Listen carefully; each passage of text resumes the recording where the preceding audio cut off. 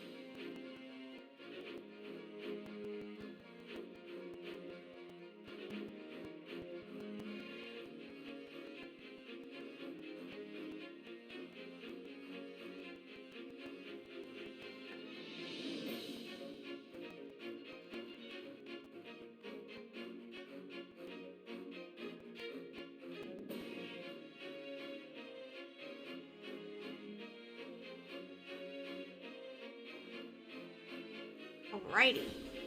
We ready? Chair in the right place. Seems like a good game to start the year off on. I'm gonna finish this game at some point.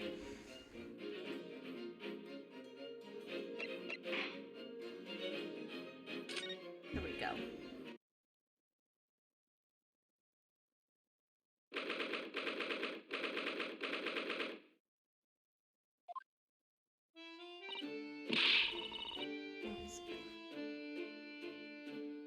See? That's why I ate grown-ups. All they do is feed you a pack of lies and take stuff away from you. Really, Miss Lestrade, tell me, is that overcoat keeping you warm? What? Oh my, surely you were given that. No, who do you think she did? Yeah, the D let me keep it after I looked daggers at him long enough. I went through the pockets and then said, go on then, Abbott, before telling me to scarf her. Always pays off giving people a look like you ate them. I can't help feeling that it's going to get you into serious trouble one day. What I really wanted was that nice shiny disc, mind. The music box disc is already off to a great start with reading today, but Mr. Windibank said it was practically worthless. I think I'm gonna go have another bash. Give him a long, odd stare. I think not, Miss Lestrade. We shan't enter Windibanks again today. Why not? That's not fair. Can't be helped, I'm afraid. The police are investigating the scene now and taking a statement from Mr. Windibank. But that disc's mine. I had the ticket for this coat, and it was in the coat's pocket. And there should be something else and all. That's what the Rotten Cove said, ain't it? Yes, he did mention something about another article, didn't he? Well, then that's mine too, whatever it is. Now she's really pushing her luck. Miss Lestrade, I think it's time to admit defeat. You had your haul for the day. At least we started off this stream with Sholmes being calm. Last time he was a fucking disaster. Yeah, and it's all your fault, Sholmes. So what are your plans now? Will you dine with us this evening?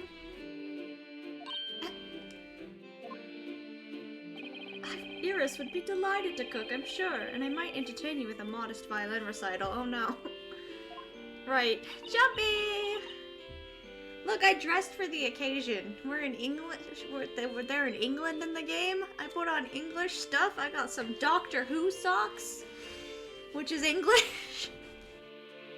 Worst way to start the year? This is the best way to start the year. We got some Sholmes.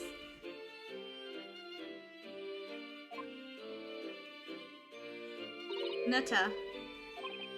Oh. Why would I come around your place, eh? Have you lost your head or something? And off she goes. Oh dear. She's gone. Having reviled on me quite unnecessarily, I might add. I can't help wondering if perhaps she might turn up anyway. Interesting. Outfit, yes, Sholmes, no, but I love Sholmes! Once she's had a chance to calm down, I think there's a good chance she'll decide to come. Very well then.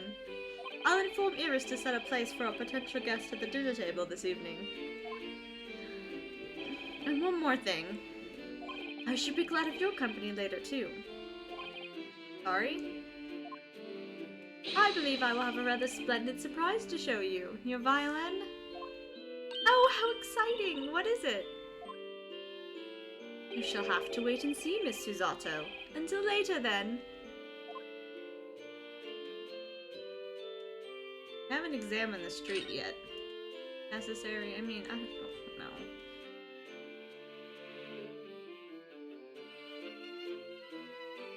I love him, though.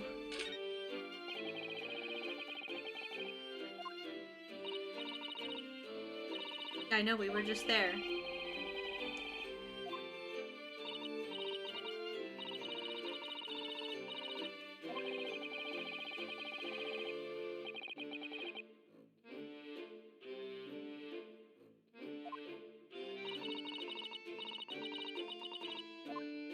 I mean, giving away a pen wasn't gonna kill you in the first place. Take us straight.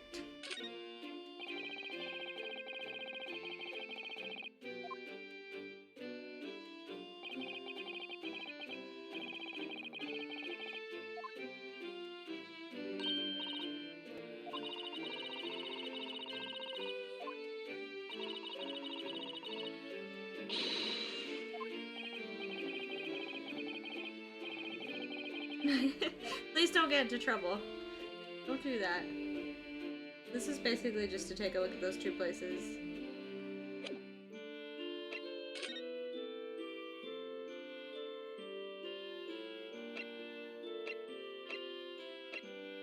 I'm guessing we're going back here. See what surprise is in store.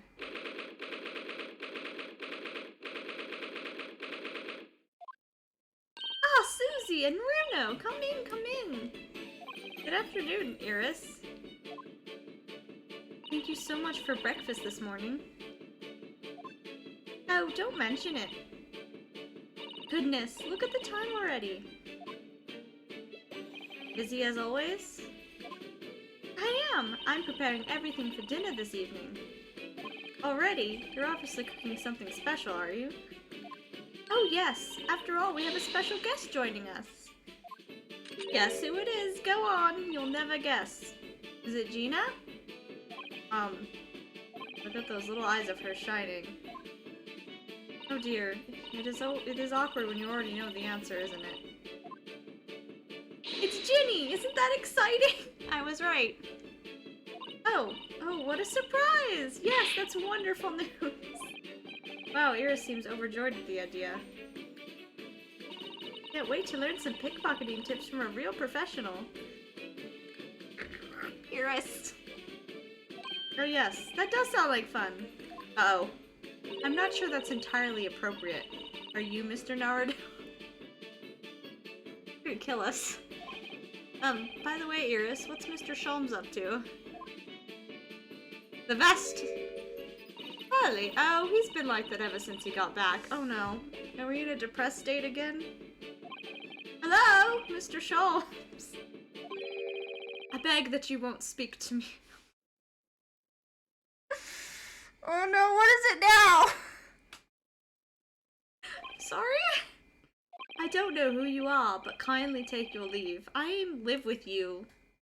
As you can see, I'm not here.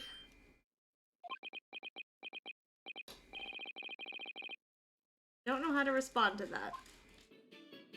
I do apologize. When he gets like this, he's completely oblivious to everything. Yes, I see. Really, he behaves just like a child sometimes, Hurley does. Mr. Sholmes and Iris have something of a parent and child relationship, don't they? Yes, except that Iris is clearly the parent here. Come to think of it, I wonder where her real parents are. Ah! Me too. What's the matter, Runo? You have ever such a funny look on your face. Oh, no, it's nothing. I know what it is. Why does this girl live here with Mr. Sholmes, you're wondering? Am I right? How? How did you... Oh, Runo, I can read you like a book. This girl's dangerous. Don't worry, you can ask me anything. I won't mind. Fun. See if there's anything new to look at. Afraid to go look at Sholmes because he seems to be having an episode.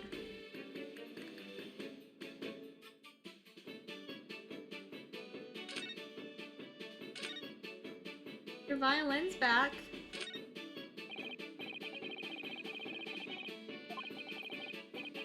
Strappy Ska, the Stradivarius.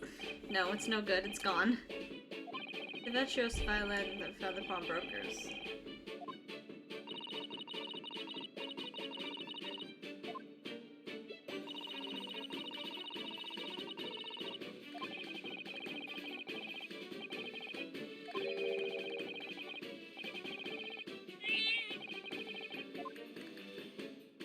Listen, I'm gonna save. I don't know what's going on with you, but I'm curious what's going on with you.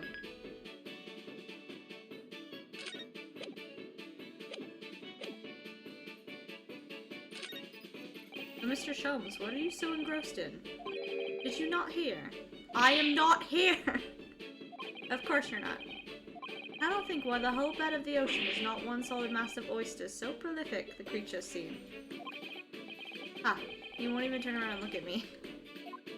It's best just to leave him alone when he's in one of his moods like this. Yes, I can see that. Okay, we'll leave.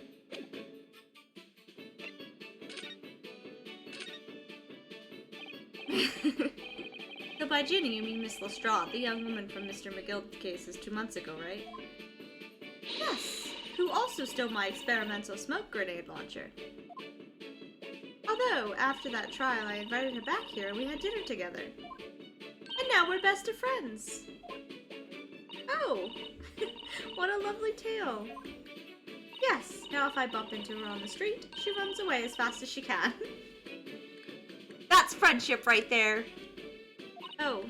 And I chase her down with the back alleys. Interesting idea of friendship. And then I let her have the latest color of a smoke grenade I've developed. Oh. There are so many beautiful colors in the world, Ginny wants me to make a whole rainbow. I suppose this means you've let Miss Lestrade keep the smoke grenade launcher, have you? Yes, that's right. I got bored of it anyway. Hurley always reacts the same way when I shoot him with it now. Poor Hurley. Oh, I can't wait for Ginny to arrive. It's been too long since she last came over. I'm so excited. I just hope she does actually come. I'm sure you've been wondering why it is that I live here with Hurley, haven't you? Well, it has crossed my mind. That, and where are your real parents? My mommy and daddy aren't with me anymore. Great, you didn't approach that very nicely. Mommy passed away when I was born, and around the same time, my father. Well, he had to go to a faraway land because of one of the cases he and Hurley were working on. Wait a minute. He and Hurley? Yes! Daddy and Hurley were always solving mysterious cases together. He didn't mention that before. He wrote them all up in his diaries. That's what's in the metal chest over there. Really? He recorded them all? You mean it's true, Mr. Sholmes really did have a partner with whom he tackled some of his most taxing cases. Oh yes, I mean it's always nice to have one, isn't it? And Mr. Sholmes' partner was your father? Exactly. Hurley told me I wasn't allowed to look in the chest, but that only made me want to look even more, so I opened it up. Found your father's memoirs. Yes, so I asked Hurley. Who wrote these? He nearly fell off his chair. But then he told me. That's when I found out that the author of all those accounts was my father. So Iris' father was Mr. Sholmes' partner.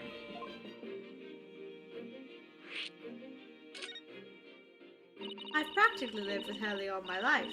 I was tiny when he took me. So, it came as quite a shock when Hurley told me he wasn't really my daddy. I mean, he must have done. I wonder why Mr. Sholmes chose to tell you at such a young age. Hurley says it's because he wouldn't have been able to hide it from me. Oh? Well, having lived with Hurley all these years, you might say that his ways have rubbed off on me. There are some things I can just see. Especially lies. I almost know when people are lying before they open their mouths sometimes. Right. Anyway, I was so fascinated when I read Daddy's diaries. That's what inspired me to write The Adventures of Sherlock Sholmes, actually. I've always assumed Mr. Sholmes simply told you all those thrilling stories.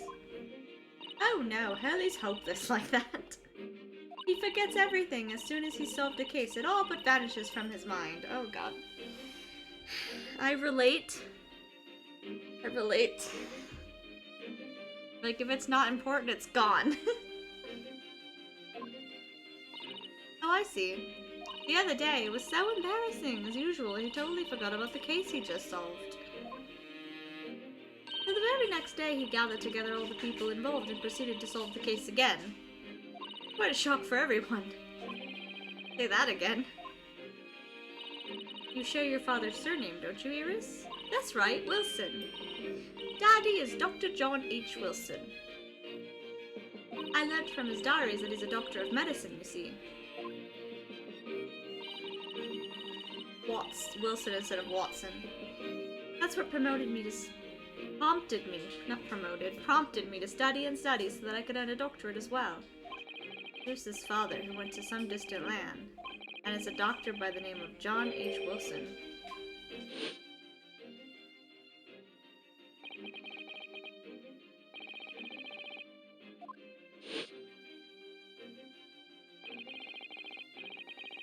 Oh no!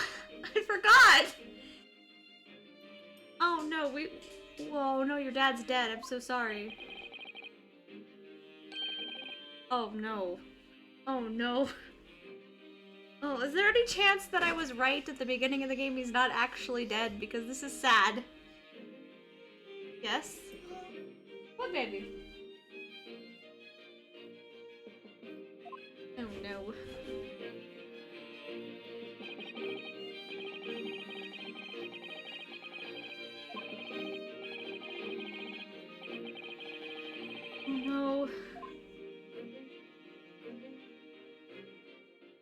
Miss Susato. Yes. Perhaps we shouldn't pursue this conversation any further at this time? I think that would be for the best. Oh, you're not gonna tell her either, though? Oh, jeez. He actually scared me! I was so focused on what was happening! Jesus fucking Christ! Oh no! Oh no, he actually scared me! Boy, you can't do that. That was very... We were having a moment. Okay, Jelly. Let him be. Ah, my dear fellows, how good to see you! Eek! Mr. Sholmes.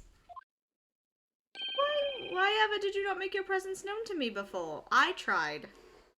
Ah. Well, no matter now. So how the devil are you? We've been with you for most of the day. Scares me too. Goodness, really? You tell me, Mr. Sholmes, is your violin unscathed? Hmm? My violin?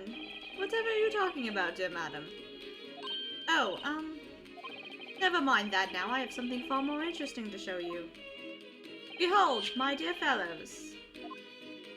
Oh, another music box disc? No, not another disc, Miss Susato. This is the one Gregson demanded we hand over as evidence, Mr. McGilded's disc. Oh my. Then, what's it doing here?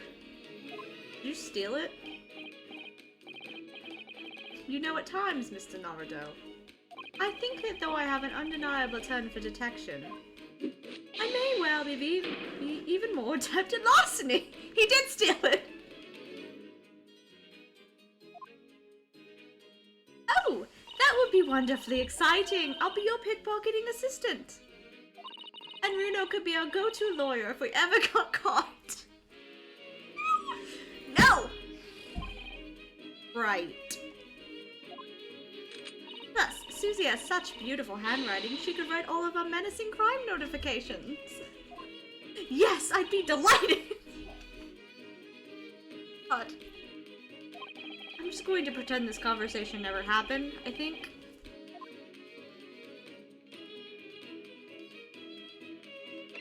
Hold on. Gotta double check everything. I know I've explored this room already, but sometimes I feel like I'm just need to triple check it. Well, he's not at his desk. When are you gonna get that giant machine back, by the way?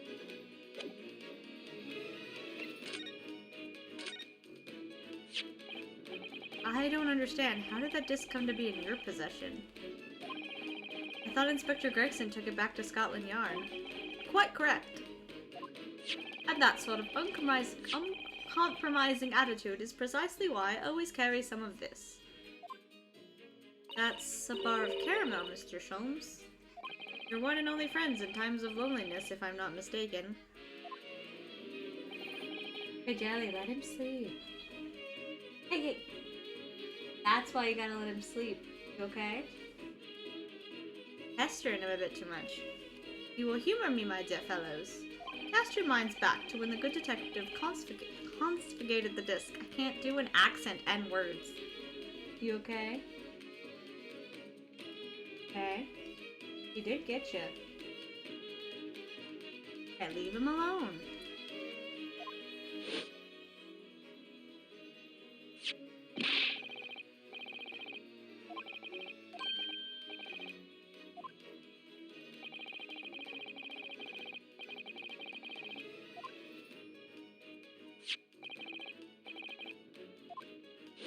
Okay, what did you do?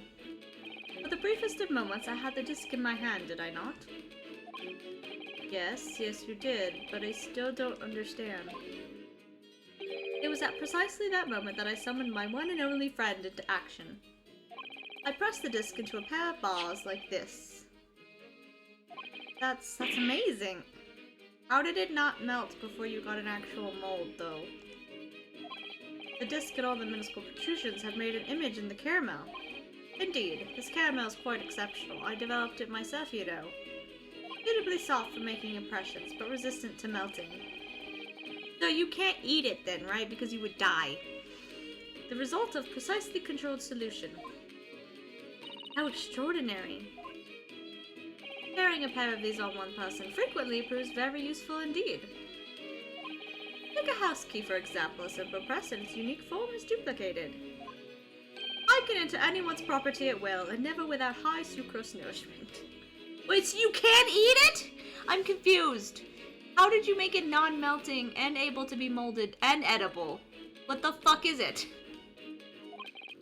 Yes, it sounds illegal. Holding the image, I was able to create this. I confess I was most curious to know what manner of music would issue from the disc when played.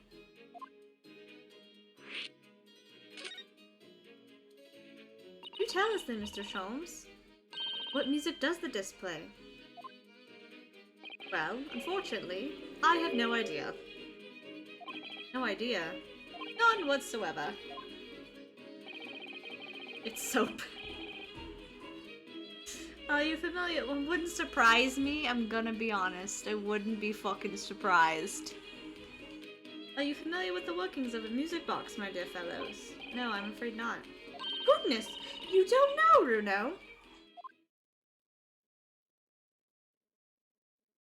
I know how music boxes work. Yeah, the comb pricks the notes when it turns.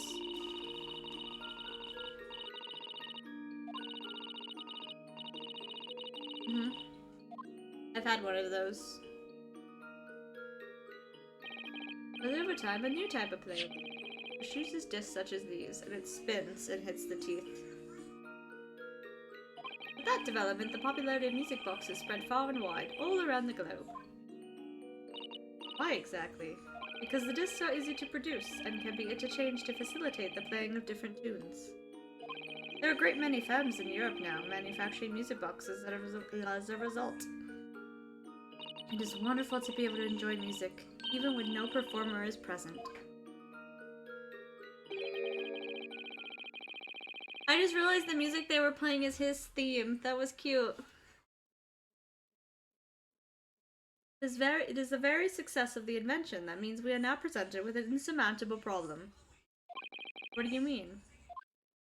As you may imagine, the construction of one firm's music box does not match that of another. And we have no way of knowing in which music box this particular disc was designed to be played. There's no resolution to this problem, I'm afraid. It's quite intractable. I see. So that's why... Naturally, I tested the disc in those few music boxes I have at my disposal. But as you can hear, to no avail. The results were equally unsatisfactory in this one. So, I am presently engaged in acquiring an example of all the music boxes ever made in Europe. Oh my god, you have that much money? Every single one? That's handy for you, always taking things too far. But my dear girl, an unsolved riddle is quite repugnant to my constitution! But surely all the different types in Europe will amount to a huge volume of music boxes, won't it? And money. Yes, that is certainly true. In worst case, I shall just have to ask you to vacate the attic room. What?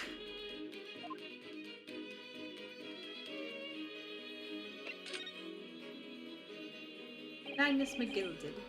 Not a name I expected to hear again so soon. Yes, it's only been 2 months since that grisly case.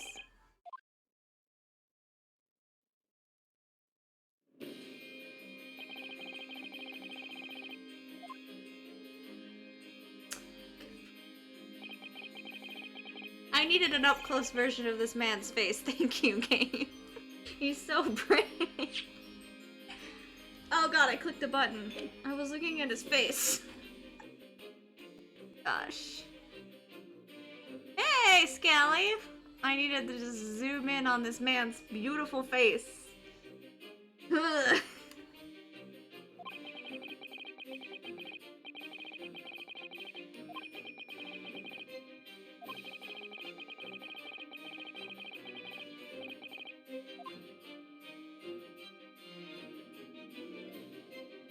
Even though we successfully established Mr. McGillicuddy's innocence in the trial, thank you for that, Stuffy! Yes, I did that. Ow! That was the core! Leg slam! I do that too. I'm wearing socks, though. The newspapers are still claiming that it remains an unsolved case. Yep, we are. Maybe we'll see him today! Maybe we'll see him today. That would be great. I would love to see Legman today. I need that in my life. I would love to see him today in person. I would love to talk against him. I need that. I need him to talk down to me. Like he always does.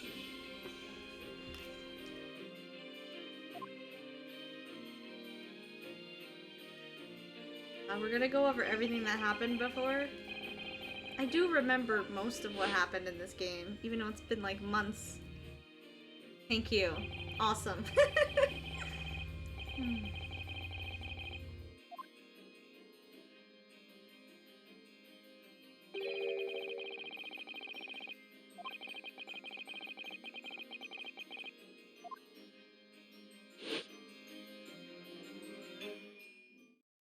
It would appear the case is not yet closed.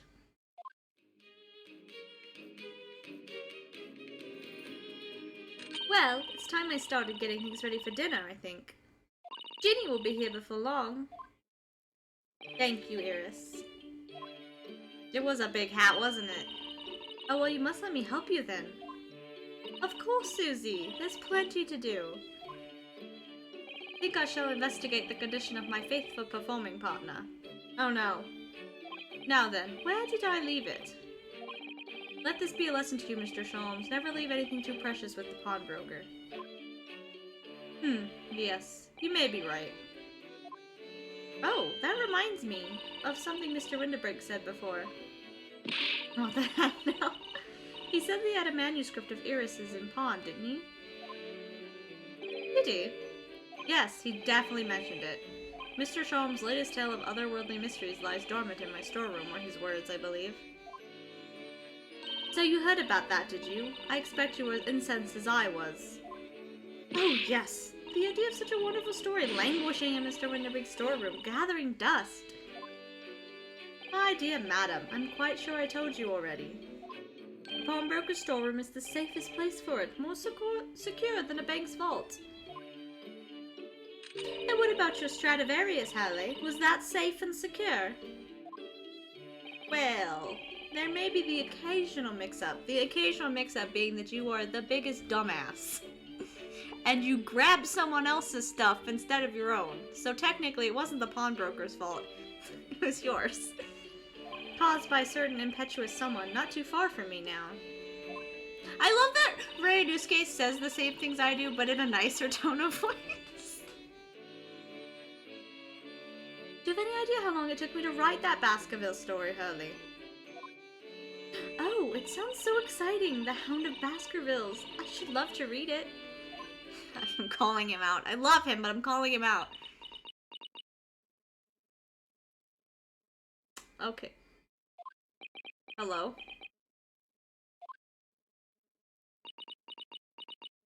Ah! Did you take it?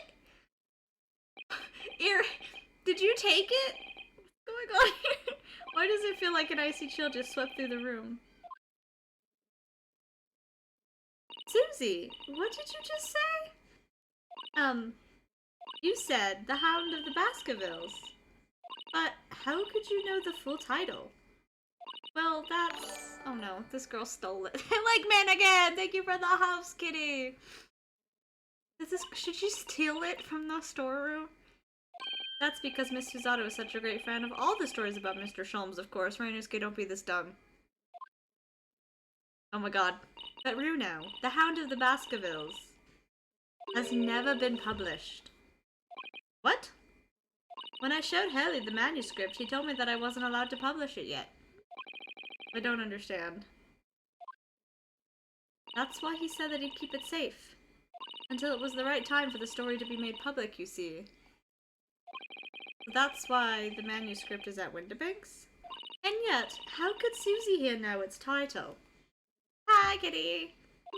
Where, Haley? What's going on? What did you do? What's happening? Ah! What is it, Mr. Sholmes? It would appear our guest has arrived. Ignore the elephant in the room. Miss Lestrade! This was a bad idea. I knew I weren't welcome. Going. No, wait! Miss Lestrade! Back. We've all been eagerly awaiting your arrival. Haven't we, Iris? Oh god, everything is so awkward right now. Oh yes, just wait there, Ginny. We'll have everything ready in a jiffy. Come along, Susie. Right, of course. It's a pleasure to see you here, Miss Lestrade. Please, make yourself at home. Don't stand in the doorway, my dear girl. Come along in. What say you to some Mendelssohn? I won't take no for an answer. I won't take no to however that word is actually pronounced. I don't like it. Meddlesome it is, then.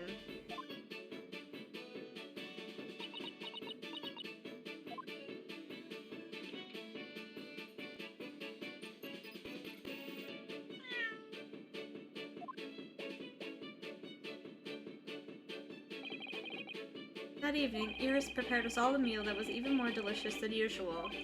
Rachel's violin performance was in no way meddlesome, and Gina, as we came to call her, taught us all how to steal things from one another without being noticed. Everyone thoroughly enjoyed themselves well into the night. When are we getting to a case? This episode is very long already.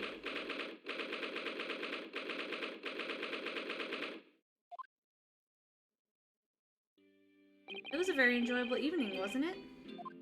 Oh yes, Iris's cooking is truly divine, and I feel as though I can still hear the enchanting strains of Mr. Sholmes' violin even now. Best of all, I bet I could steal the glasses from his lordship's face next time we're in court. Don't! Susanoo! Don't! What's up? Naruto-san. Wait, she's never given me an honorific.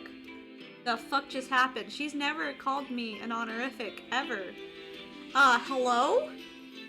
Why suddenly? What did you do? She's one of those people that only use the honorific with people she's close to if she's fucked up.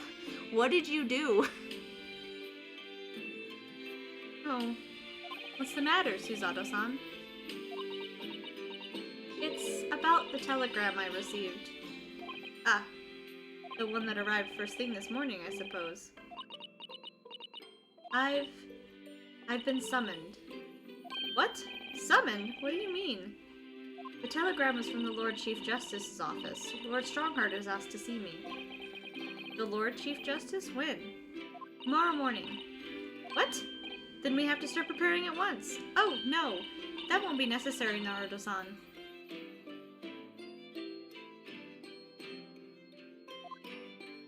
I've been summoned alone.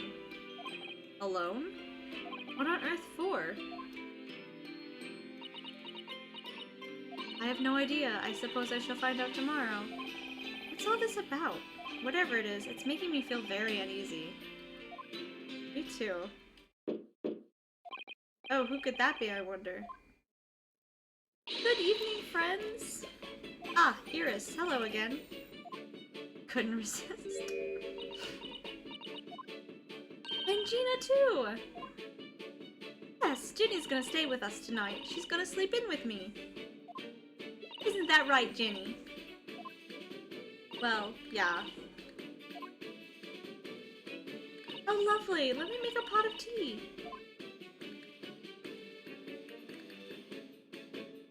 You know, I've learnt so much today. Oh? What in particular? All those things Ginny showed us, wasn't it wonderful? Oh, you mean all those pickpocketing techniques? We had fun trying them on each other, didn't we? I think I've awakened a natural talent. I could earn a living from it. You might be getting ahead of yourself a little there. So what brings you up to our humble quarters at this late hour? Well, you see, I came to return this. Wait, what? That's mine! Oh my, however, did you... I told you, didn't I? I have a natural talent for it. Oh yes, I'd forgotten. Iris literally is a child genius. So anyway, here, you can have it back. Not that I really understand why you wear it, though. Thank you. I wear it because of dead boyfriend. I'm 100% certain that's the fucking reason. We wear it for Kazuma! Alright then, good night! Yes, good night.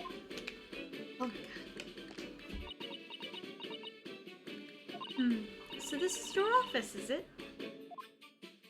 What do you think, Ginny? I think I wouldn't fancy me chances with a lawyer what lives in a place like this. Thanks. Yes, me too. You are both rude to me. It seems as though Iris here still has something she'd like to talk about. I suppose she probably wants to talk about the manuscript. Yeah, I suppose she probably does. Do we need to examine anything else? Oh no, we have to re-examine everything? Oh wait, let's confirm first. Iris, I suppose you're hoping to talk about the manuscript, aren't you? Aren't you going to tell me? I'm so sorry. I need a little bit more time, please. Alright, I understand. I hope I haven't made you feel awkward. Oh no, not at all, Iris. Not at all. I feel awkward. I don't know what this is about all really, but... It's a story you made up, is it, Iris? This mantle script, or whatever you call it? It's not exactly a story that I made up. It's something I read in Daddy's diaries. Daddy's?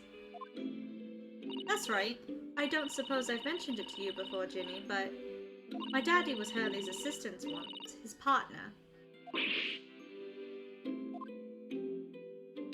They solved all sorts of strange and mysterious cases together. Is that right, mister? Apparently so. I was as surprised as you are, though. And Daddy wrote all the details of every single case down, you see, in his diaries.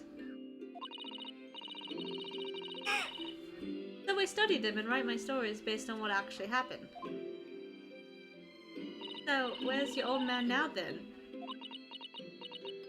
Dead? He's dead, I'm so sorry. We gotta tell her! Are we gonna tell her dad's dead? He had to go away on urgent business to a faraway land, and he'll be gone a very long time. So I've never really met him. Oh, right. Come to think of it. I don't know anything about Gina's parents either. Perhaps we should ask her. Yeah, let's just dredge it all up out of the yeah, that. Iris, this Hound of Baskerville story. I take it that it's another tale inspired by your father's accounts? That's right. I thought it was fascinating. But it's different somehow. From the other cases, I mean. Oh, how? I don't really know, but it must be special in some way. Because after I'd written it and showed the manuscript to Hurley, he turned as white as a sheet. It was the first time I've ever seen him like that.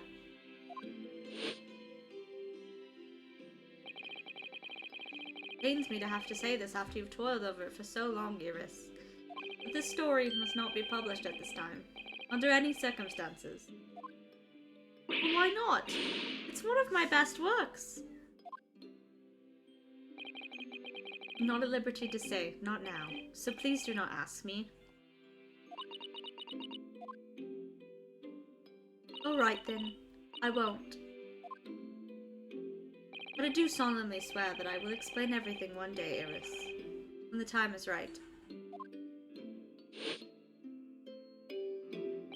That's how the manuscript came to be with Mr. Winterbank, isn't it? Yes. Ellie said it had to be somewhere very safe. That really gets my goat, that does. He's treating you like a child. It's mean, that's what it is, keeping secrets like that.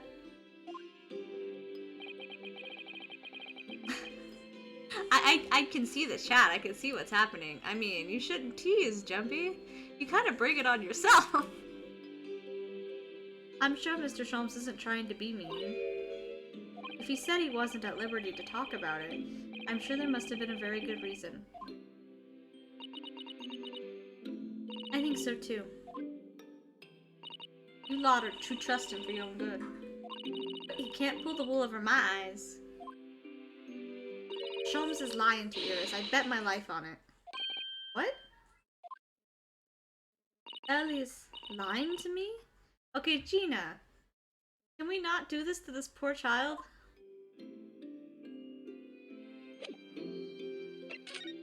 Find you and talk to you.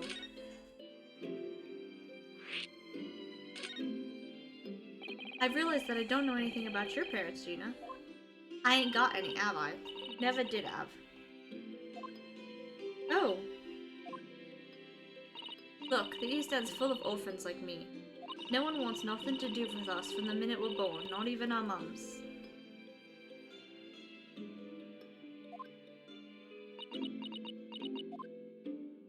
But we all stick together. The older ones looked after the little ones to make sure they would get by. So that's why you're a pickpocket.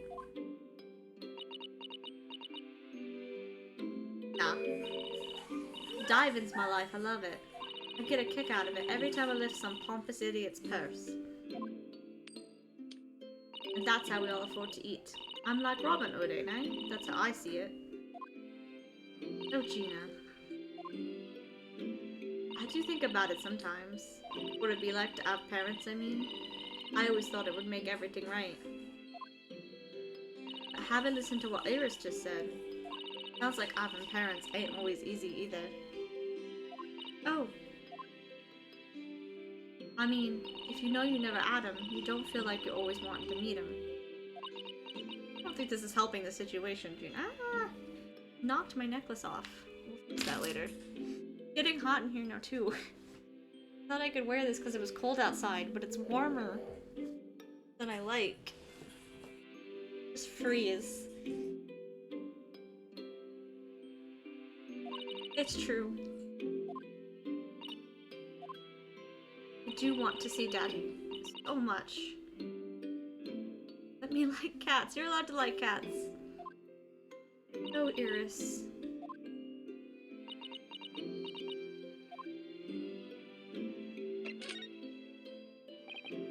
Gina, what did you mean when you said that you know Mr. Sholmes is lying to Iris? Well, he reckons he popped that mantle script or whatever, right? But come on, that's obviously a load of rubbish. Oh my, why would you think that, Gina? It's simple. If that story was really in old Winterbank's storeroom, there's no way someone from half around the world, in other words, you, could know about it. Ah. Sorry, Iris, but if you ask me, he sold it. Without telling you. But Hurley would never do something like that, I'm sure of it. Ha. Grown-ups do a lot worse than that, believe me. Barefaced liars, the lot of them. Just ain't realized it yet. I'm telling you, that mantle script ain't at Winterbank's. You'd soon seen if you had a look. Even if you think you trust him, I don't. That Sholmes is a liar like the rest of them. If I'm honest, I have wondered if Hurley's telling me the truth sometimes. See? Oh, but I don't mean that I think he sold it. I mean that I sometimes wonder if he might have hidden my manuscript somewhere I don't know. Even though it's wrong of me to doubt him. Don't be too hard on yourself, Iris.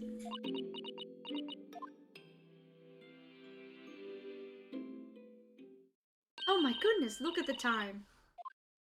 Come along, Ginny. We should go back downstairs. Yeah, alright. And please, don't mention any of this to Harley, will you? No, of course not. Good night then, Iris. Good night, Gina. You must let me make breakfast for you tomorrow morning. I insist. Oh yes, please. I can't wait, Susie. Good night then.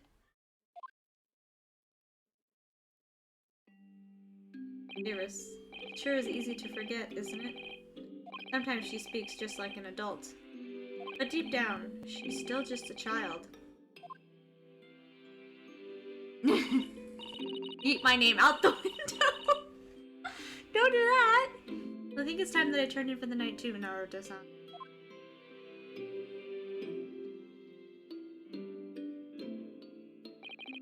What? What? What? What? I have not done anything. But also, the name of the murdered visiting professor at Yuma University. It can't be a mere coincidence. There's something deeper going on.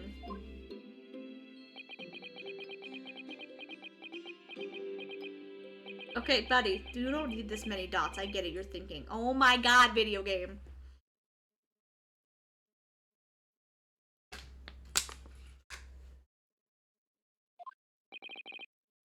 Hmm?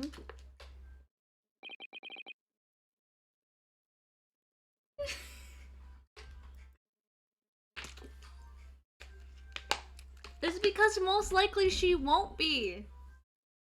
She wasn't even one of the main cast. She was a side character that you could go without getting.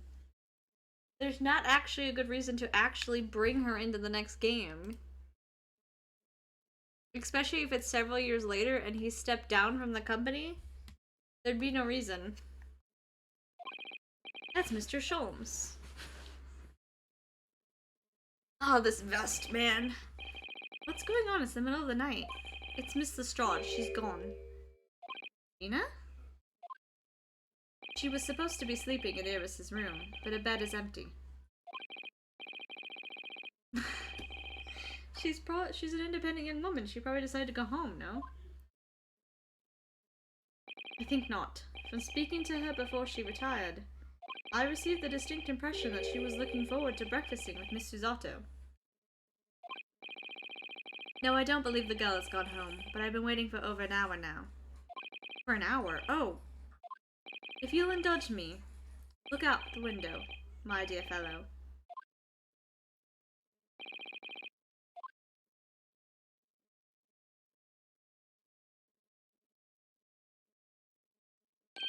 Oh no, did she go over there? Wait a minute, why is there a line on it this time of night? That's Mr. Winterbrick's pawnbrokery. The Winterbanks? Oh no. It's simple. If that store was really an old Winterbrick storeroom, there's no way someone from half around the world, in other words, you, could know about it. Oh no, she's gonna go find out.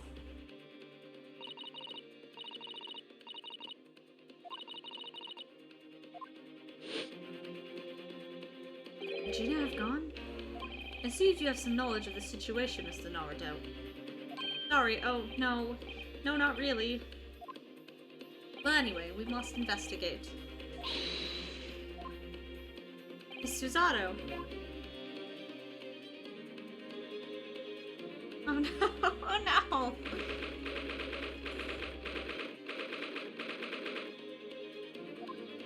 I told you what to make. It's open. The lamp is burning. It must be Gina, mustn't it? Let's just hope it's nothing more sinister. What? Come, there's not a moment to lose. Clearly something is afoot inside.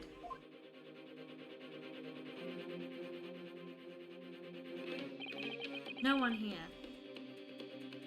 Oh yes, there is. Ah! Ah! Oh my god, did Miss Sholmes die? What the? Has Sholmes been shot? Leave me, Mr. Naruto. But after them, go. Right. Bits of Luca. Oh, don't change it. You like Luca. Blast. I've lost them. Oh, hello, what have we here? The alarm was just raised from this pawnbroker, so would you know something about that? Officer, come with me. It's my friend, Mr. Sholmes. He's been shot. Shot! With the policeman close behind me, I ran back to Windibanks.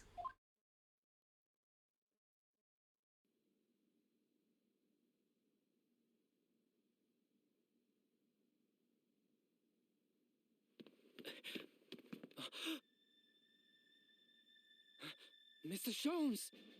Mr. Narado! How bad is it? Never mind me, but there's much at stake. Behind that door. In the storeroom. Hurry!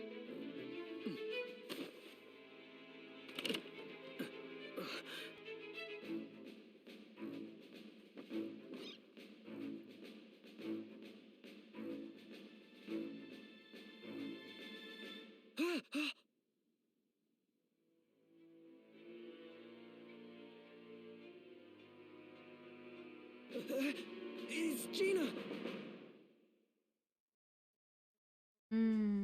Ah, okay. Ooh, we already finished this part. Do we get to see Leg Man soon? You could always do an Ignis one.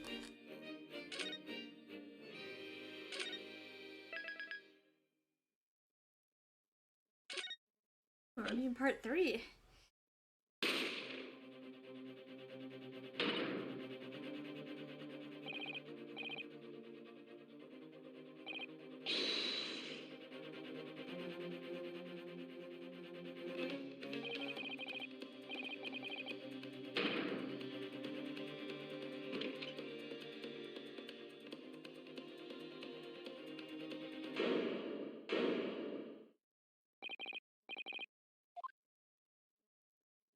Oh no, are we gonna have to defend Gina?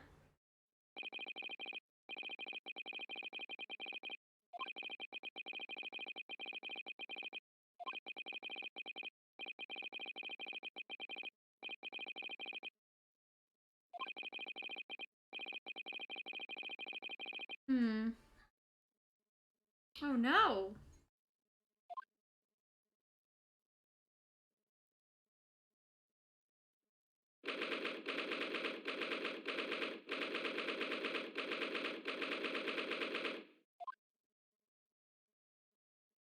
Oh, Iris! A telegram came, but all it said was wait at home. Oh, yes, we asked one of the policemen to have it sent. It was simply impossible to come back. When I woke up, I was all alone. Hurley and Jenny were gone. Everyone was gone. What happened, Runo? Poor Iris, she's trembling. She's obviously trying very hard not to let herself get too worried. I'll explain everything that I know. Something awful has happened, hasn't it? Yes, I'm afraid so. Sorry, let me do this exam. No, maybe we shouldn't. She is like almost in tears. Please talk to the poor child. I'm sorry to have to tell you this, Iris, but Mr. Windibank is dead. He was shot. We discovered it in the early hours of the morning. Oh, yes, I had a feeling. Did? Well, I saw all of those police carriages pulling up outside his shop. So I knew something must have happened there. When we entered Windibanks in the small hours, we disturbed a gang of 2 thugs. They ran out of the street, and I chased after them, but got away. So it was one of them who shot Mr. Windibank, I suppose? I don't know, but that's not what the police believe at the moment. Oh, why not? They've arrested someone else as their prime suspect, you see. Gina. Ginny? But why? Well, the thing is... No, Ginny wouldn't do something like that. I know. None of us think she did it. Then why have they arrested her? I'm sorry. There was nothing I could do. We should probably go through all of these.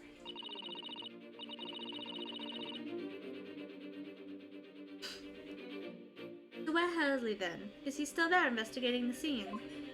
He really ought to have some breakfast. It's not good for him to miss meals.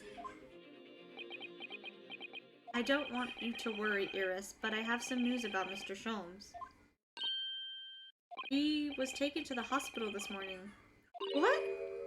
Well, when we entered Windibanks, a gun was fired and took a bullet. Hurley was shot. No. It's alright. His life isn't in any danger. Really? Are you sure? Where is he? Which hospital? Go to that site, okay. That's St. Signers. They're tending to him there. You must see him at once. I'm sorry, Iris, but you can't. Why not? That's not fair. I'm a family member. I should be allowed. No, I mean, nobody can see him at the moment. He's not allowed any visitors. They're preparing to operate, you see. To operate? Oh, how poorly.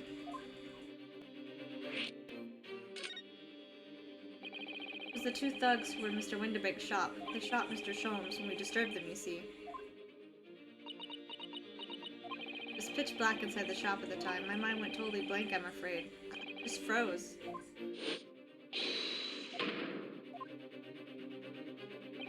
After that, I ran onto the street, but, well, they were long gone. I shouldn't have hesitated. I'm so sorry. It's my fault. I let them get away. I think that's a very good thing. Sorry? Well, if you'd seen which way they went and chased after them, you might have been shot as well, Bruno. On top of everything else, I couldn't bear that. Oh, Iris. Where's Susie, Bruno? She's still at the police station. Oh, why? I expect she's still being questioned. The police said they wouldn't be finished for a while. Why aren't you there, then? Well, I didn't get a good look at the criminals anyway, so they weren't questioning me for long. And Miss Susato stayed behind at the scene to tend to Mr. Sholmes, so they didn't get started until later. Ah, I see.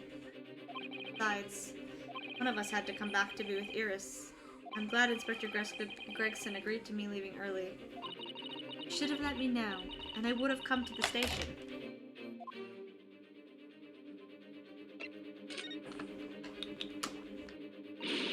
I don't understand why they arrested Ginny. It's not fair.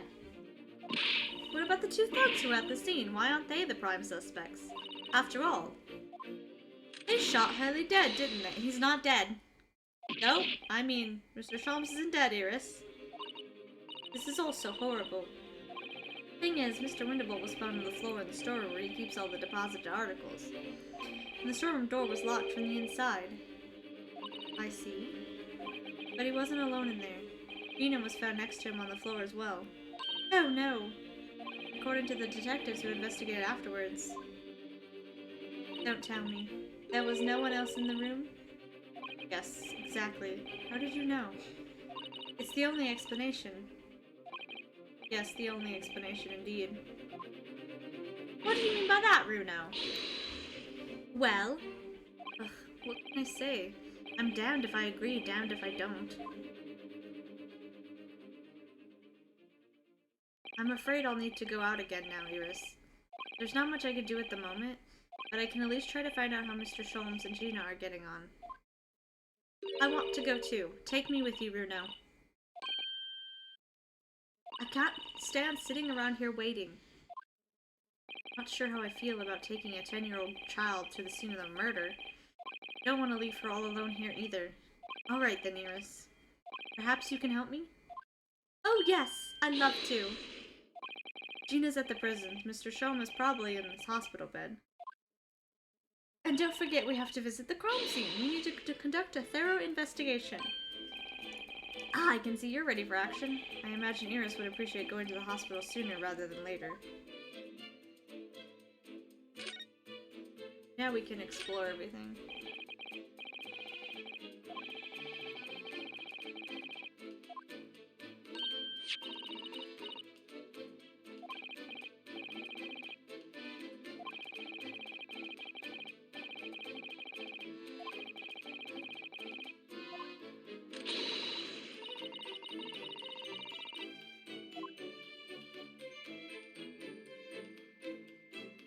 hope you feel better, kitty.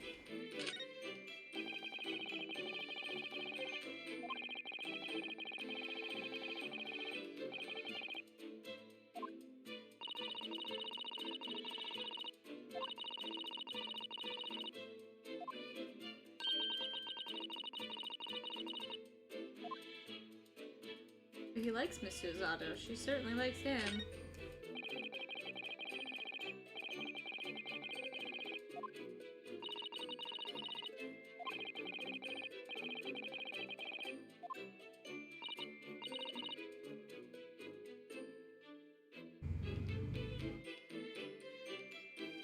Hopefully you'll be fine sooner. I would love to see you happier sooner.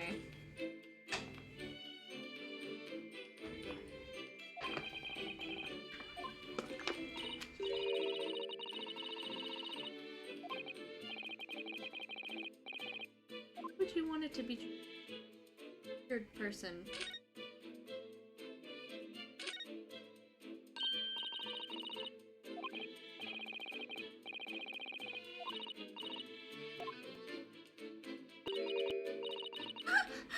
We shouldn't open it. Uses goggles.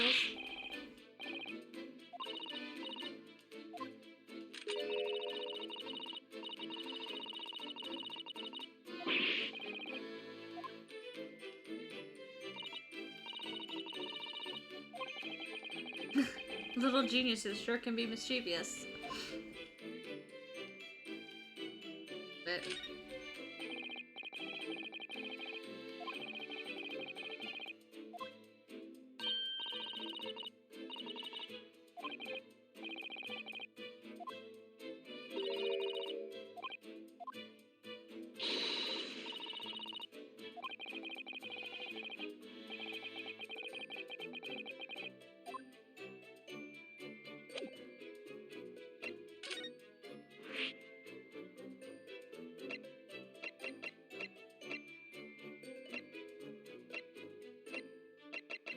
been here last. Guess let's do hospital first. Oh, you're welcome, kitty.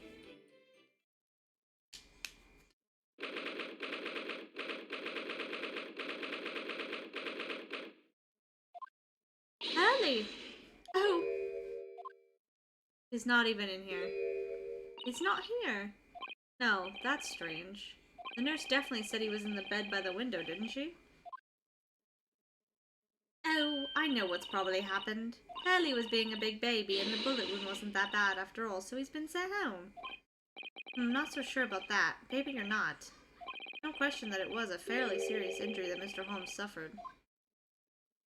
Oh.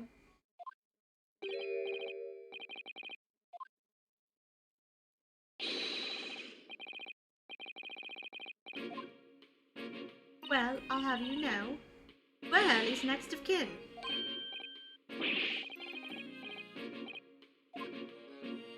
A little lady and a curious Eastern gentleman. Great mystery solver is a mysterious family, huh? That's how you see us, I'm sure. Where is he, Constable? Where's Hurley? We're going an extensive operation. Extensive? It's been several hours since he went in. Oh dear.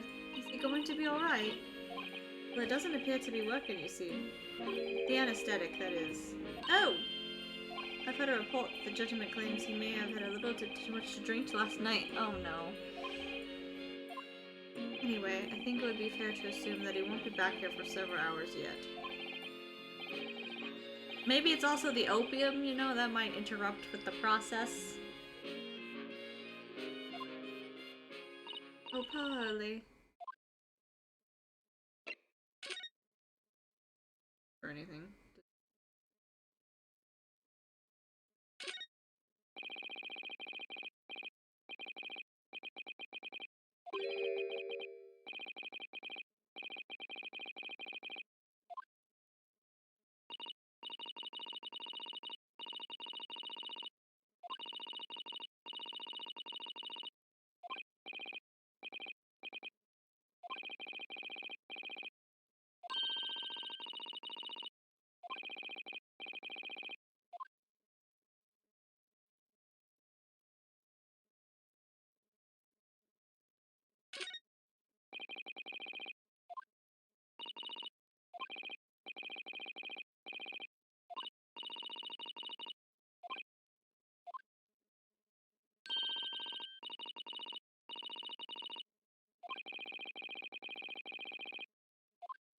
No, that sounds about right. Sleeping on the floor. Like a Sholmes thing.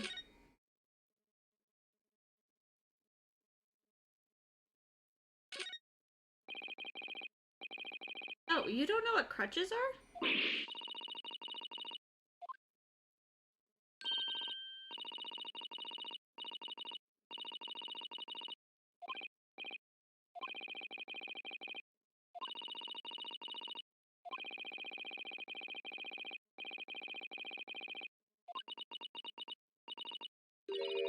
That's surprisingly plausible. Okay.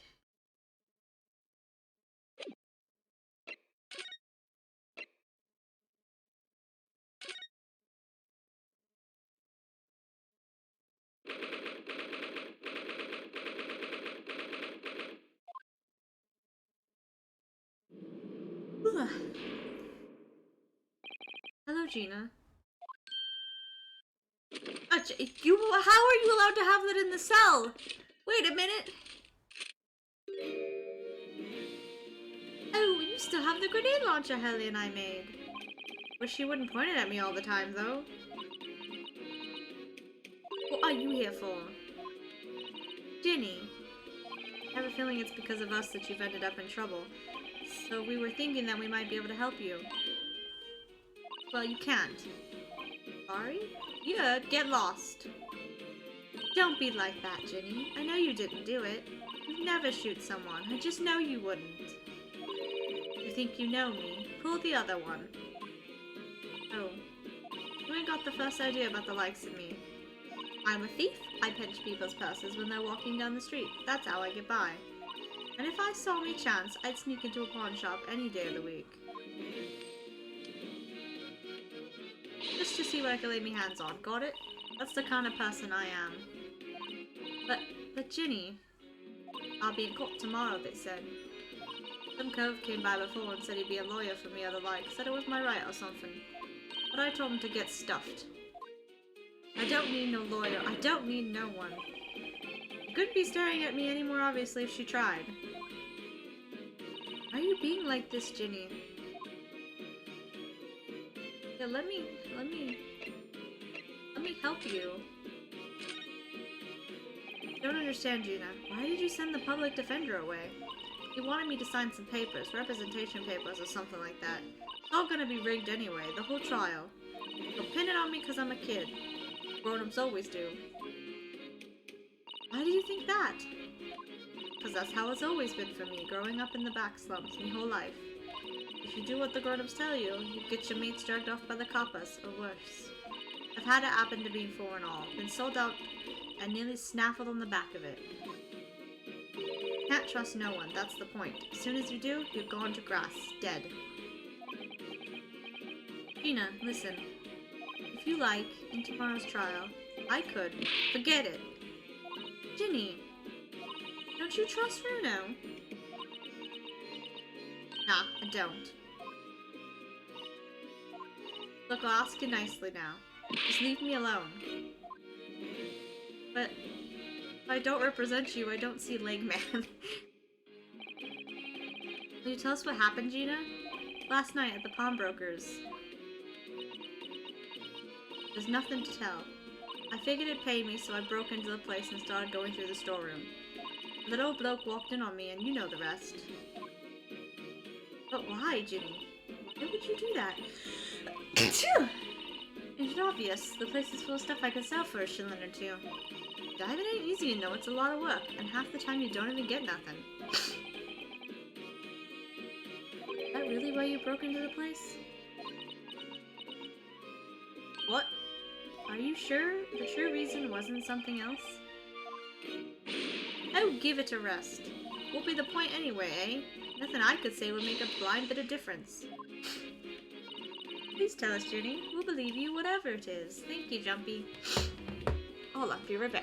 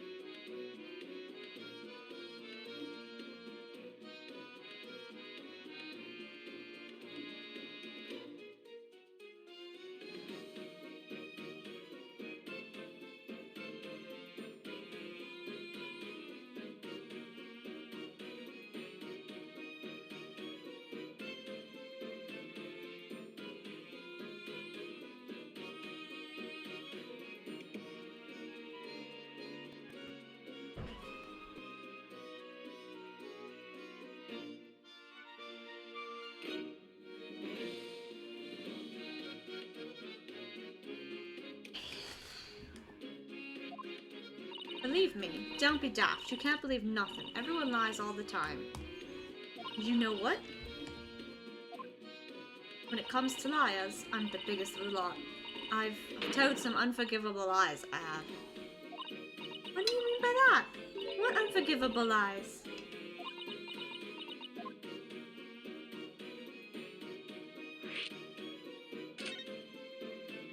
What do you mean before, Gina, when you said you were the biggest liar of the lot? Yeah, here we go.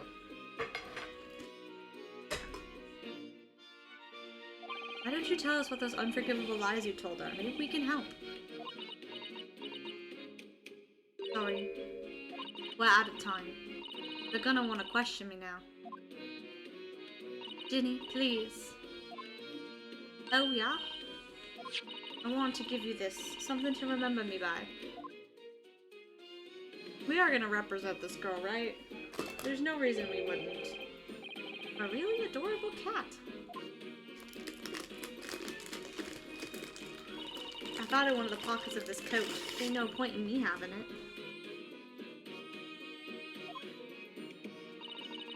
I wonder what a little photograph like that was doing in the pocket of that overcoat. Anyway, don't bother coming again. Bye.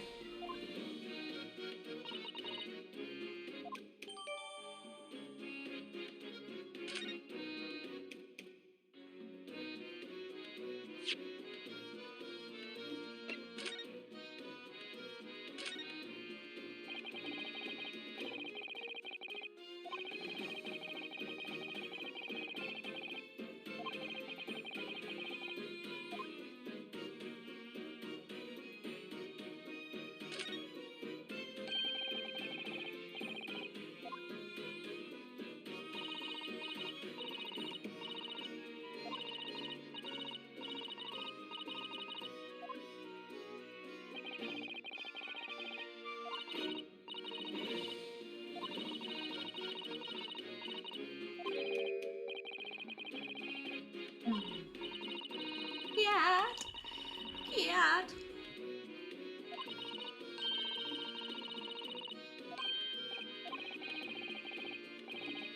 It's probably the music box, right? Like, if any small box, it's probably the music box.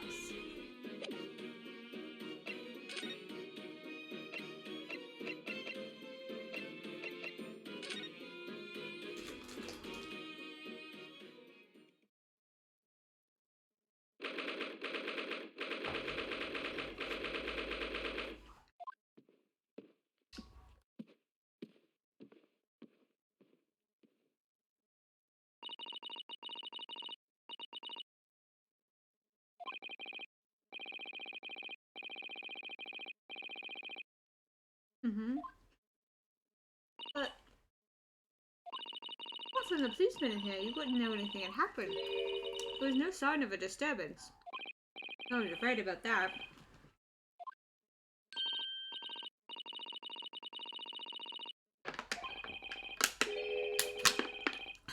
Dressed in black.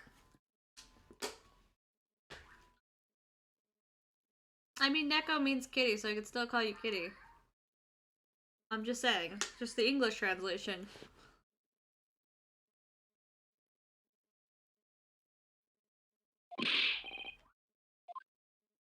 Hi, buddy. I'm Inspector. Good morning. I suppose I ought to thank you for your vigilance last night. We got to the scene before it was disturbed, at least. Shame you let the two rogues get away mine. Yes, I'm sorry about that. Thought you'd assigned extra men to the beat around here, Gregsy. Now look what's happened. Hurley's been injured because there weren't enough police on duty.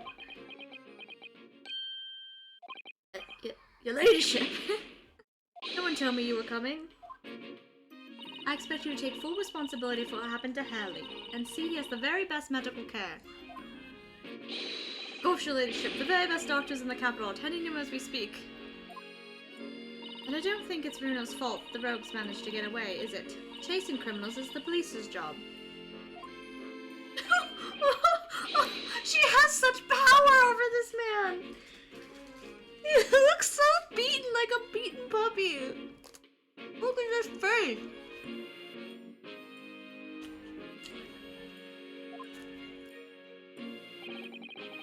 The gent in black is totally blameless. Everyone's in agreement about that. Wouldn't you believe it? He's like a completely different person with Iris. Talking like a puppy with Iris. Oh, whammy manners. Are you thirsty, your ladyship?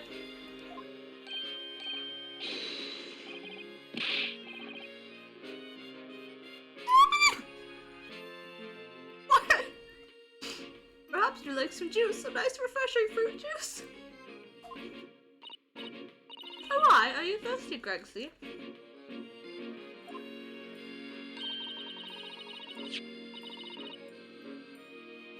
I have some of my special herbal tea with me if you'd like some.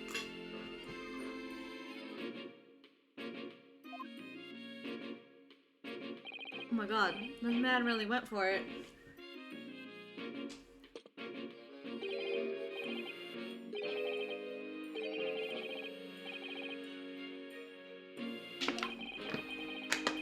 I don't even recognize him like this.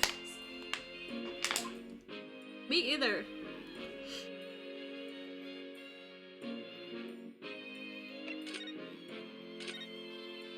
So, how is the investigation going, Inspector? Nothing to it, really. Very simple case, this. There's some very definitive evidence. We're just about to charge that diver we arrested last night, in fact. Gina? Going to charge her? That's right, she'll be able to bring her before the judge at the Bailey tomorrow. Definitive evidence, you say? What is it? Come on, show me. Your ladyship, as much as I wish I could oblige you, I'm afraid. Ah, I see. You've already captured the pair of thugs who broke in here last night, have you? And you're going to put them on the stand as witnesses, are you? How could you... Ah! How would you possibly know that? I had a feeling, that's all. And her goggles that can see through everything. Remind me to never try and keep a secret from Iris. You've arrested the two men who shot Mr. Sholmes, have you? Well, yes. They were rounded up pretty quickly by the lads on the beat. And Miss Lestrade is being held at the prison? You should know that, we were just there. That's assuming she hasn't lifted the key from the jailer, of course. Can you tell us anything about Mr. Sholmes? What's his condition? Sorry, I'm not at liberty to divulge that information. Scotland Yard matters are strictly confidential. Well, I know he's being operated on in St. Sinas. She can. Why can't I see him? I'm family, you know.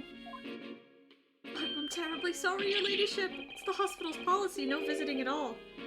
Oh! The bullet must have hit an artery in his midriff. He lost a fair bit of blood. Oh no. He didn't seem too bad in the first hour or so, but a hemorrhage like that is enough to make even the one and only Sholmes pipe down.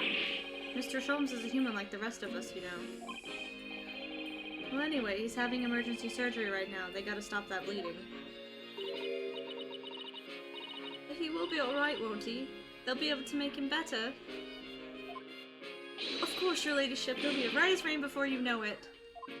Really? How do you know? How do I know? Well, because of course. Ah, yes, because Mr. Sholmes is such a great detective. That's why.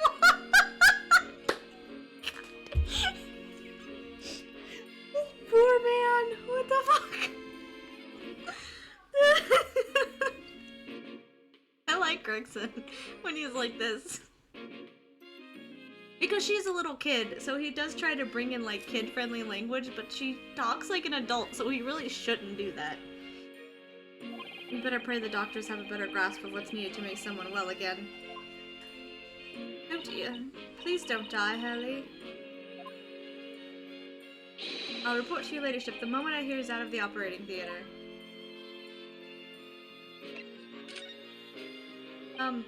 Couldn't help noticing, Inspector. What? Out with it, sunshine. Well, there seems to be a marked difference between the way you talk to me and Iris. Watch the sauce, Sonny. I'm a copper, and we don't go in for favoritism. But he's right. You do treat us differently. It's because of those adventures of Sherlock Sholmes stories. That's why. Oh. I crop up in 'em, don't I? Inspector Tobias Gregson. Oh, well yes, because you're an acquaintance of Hallie's. I figured it was to do with that because she, makes him look good. Did you write about the inspector, Iris? I don't remember, really. It was one of Sholm's lines. Gregson is the smartest of the Scotland Yarders. It's how he puts it. Oh, did I write that? And you know what that one line did for me, eh? The very next month, my pay doubled! Doubled, I tell you! Oh, that's amazing. All because everyone at the Yard reads them. They read all the Herlock Sholm stories. They've even set up a fan club for me. Of course, that explains everything. It was around that time that you became such a toady to me. Even she called him out. She's like, you're being a little bitch. Yeah. I mean, also, she's a child. I feel like, yeah, she wrote about him, but he's still not gonna treat her bad because she's a little kid. He's only 10. All it would take is some bad word from you and Sholmes could change his tune about me. Gregson? No. The great detective will say. He's quite getting overrated these days. Think what would happen to my salary if that came out in per day. The whole thing gives me the willies. Can't tell you how many nights of sleep I've lost worrying about it. But that would never happen, Gregsy. Every month when the new Rance magazine comes out, my hands are trembling as I turn the pages.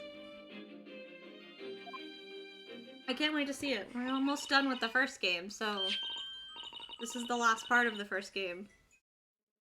This case. I don't know how long this case is, but... Oh, how awful for you. Here, have some of my tea to settle your nerves.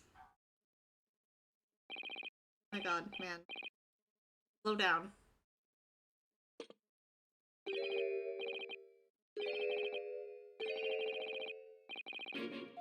Teetotal. Teetotal! Oh, yeah. There's something I was supposed to talk to you about, actually, Mr. Naruto. Yeah. Yes, what is it? I've got an important message for you. I clean forgot about it till now. An important message? I wonder what it could be.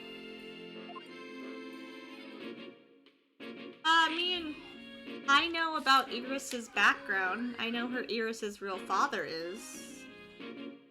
And stuff about Lord Van Zeeks, which kind of tie into the same thing. But I don't think I know about Gregson in particular.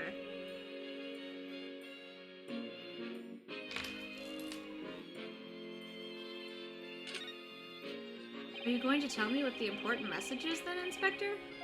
Yeah, it's about that young lady who's normally by your side, your assistant. Dear Susie, is she alright? She's at the station, isn't she? Being questioned, I believe? Nope, not anymore. She had to head off. Head off? Where? To Lord Strongheart's office, of course. He summoned her. Ah, yes, of course. I'd forgotten about that.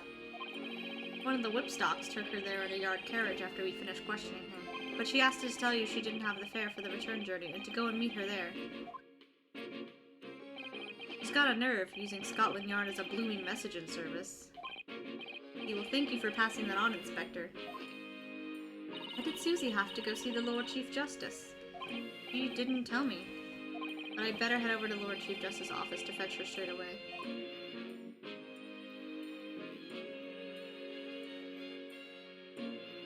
Yeah. See, I knew that her real dad was Lord Van Zeek's brother.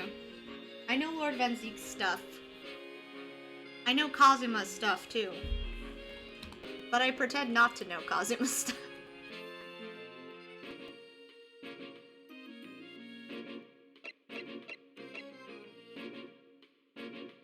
Yeah. We should examine, because we're supposed to be looking for a box, right?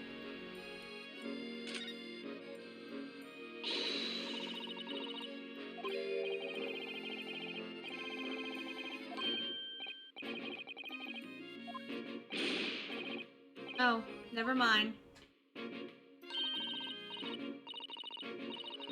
Were they friends or were they friends?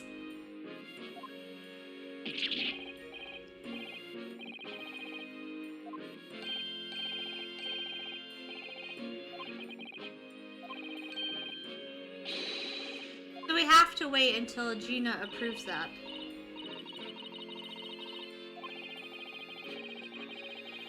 Okay, so Gina has to approve us helping her. I have nothing I can do here yet. Go pick up Susie.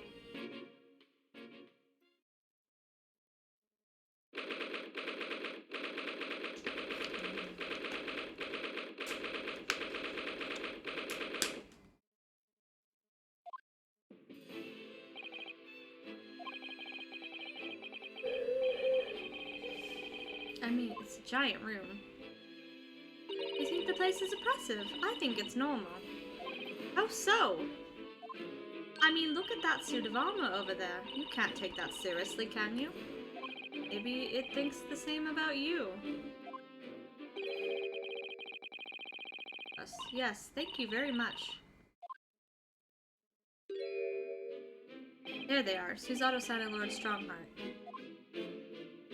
I wonder what they're talking about. They both look very serious. Very good. There is nothing further to discuss. You may return to your lodgings. No doubt you have much to do in preparation for your return to your homeland. Wait, preparation to go back? That's that fucker. You could just tell he's a bad person. He's got a bad face. Return to your homeland? Susato-san!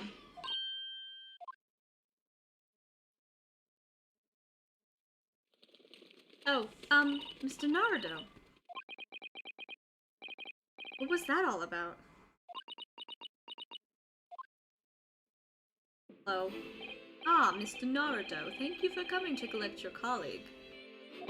What's this all about? Why were you talking about Miss Susato's return to her homeland? And tomorrow? Tomorrow? What about Ginny's trial? You mean... she's been formally charged now? Oh dear. Are we doing this without Susato-san? Or are we doing this at all? Is her going home mean I'm going home?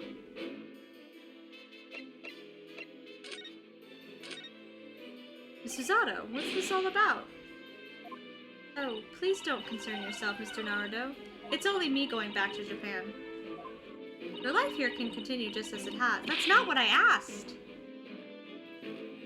You and your eyeliner? That insult is funny to me. What happened? Why are you leaving? We like you. You can't leave. You're a girlfriend. What are you talking about? I mean, I have a bunch of boyfriends, but I need a girlfriend too. My father. He's fallen ill. Oh no. Professor Mikotoba. If I may. I'm sorry. Okay, I'm not gonna read all the stuff from the older ones.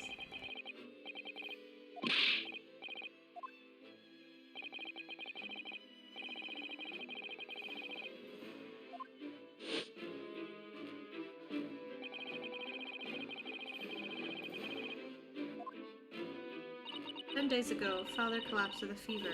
The cause is apparently unknown, and it seems he grows weaker day by day. Don't believe it. As you are aware, the voyage from here to your country's capital, Tokyo, takes some 50 days. I thought it would be prudent to hasten Miss Susato's departure as much as possible. Yes, absolutely. I will leave London first thing tomorrow morning. I can't believe this is happening. We're gonna be doing Gina's trial without her. Yay! That's not good. I rely on Susato for these trials. Appear in court? Yeah, she was formally charged a few hours ago, and the date of the trial has already been set for tomorrow. No, not even 24 hours later? Sholmes is. Yes, he is! It's Kazuma, Sholmes, and then Leg Man. Leg Man might be a little bit above Sholmes because I really love him, but he is the second boyfriend. Kazuma is definitely the first. Gina. Ah, the Lestrade girl in the murder of the Baker Street pawnbroker, yes. An all too suspicious case. The pickpocket was clearly disturbed mid-robbery and shot the man in a panic. No, the yard is overstretched as it is without wasting time on these open and shut cases. It's not wasting time. Ginny would never do something like that. Yeah. Mr. Naruto. Oh, I mean, from what I looked up, he's technically like 16, 17, I think. I can say boyfriend and not mean anything by it. I actually don't know how old he is.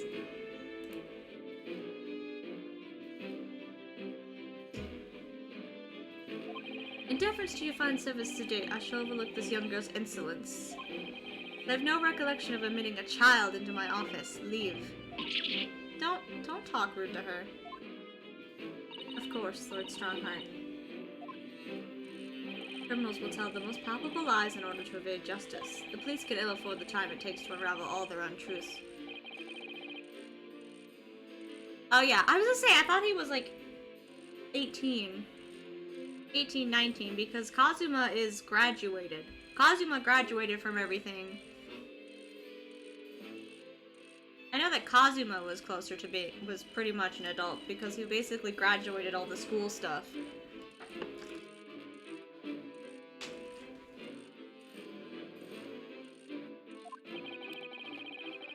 It doesn't help that fucking Ryan Escape wears his school uniform when he's not even in school anymore. Like, you could change clothes. Serious matters. Didn't Gregson mention something like that yesterday? Yes, Inspector Gregson made a similar remark yesterday. No concern of yours, though I'm sure I need not remind you of that.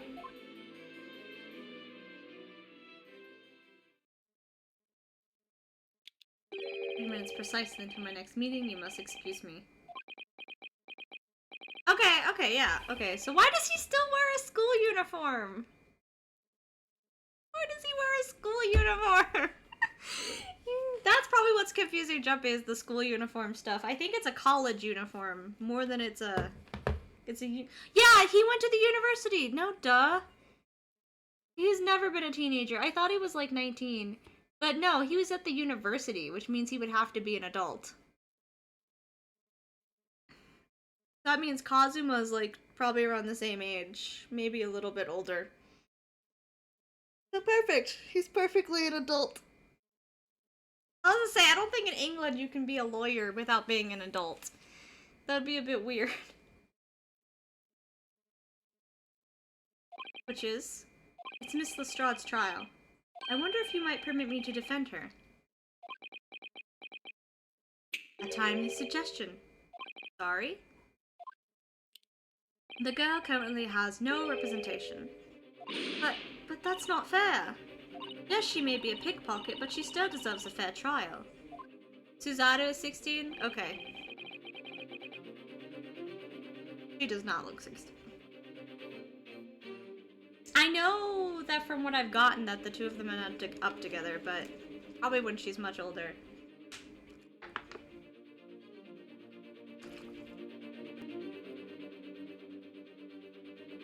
Do not misunderstand me, young lady. The government provides for those two poor to afford representation with a public defender. The accused need only sign the relevant paperwork, and a defense barrister will be assigned to the case. However, the young girl in question has refused that right. Why would she do that? A question you would do well to direct to Miss Lestrade. You'll find her at the local prison. Yes, thank you. We've already been there. Okay, I figured they were close because they're really close friends, so they've probably been going to school together for a while. Alright. I wanna see Leg Man. I assume Van Zeeks is 30. I assume. He's not old, but he's not... I don't think he's in his 20s anymore. Like, he stopped being a prosecutor for a while, so I assume he was a young prosecutor when he started. And now he's like 30. Zato-san's about to leave.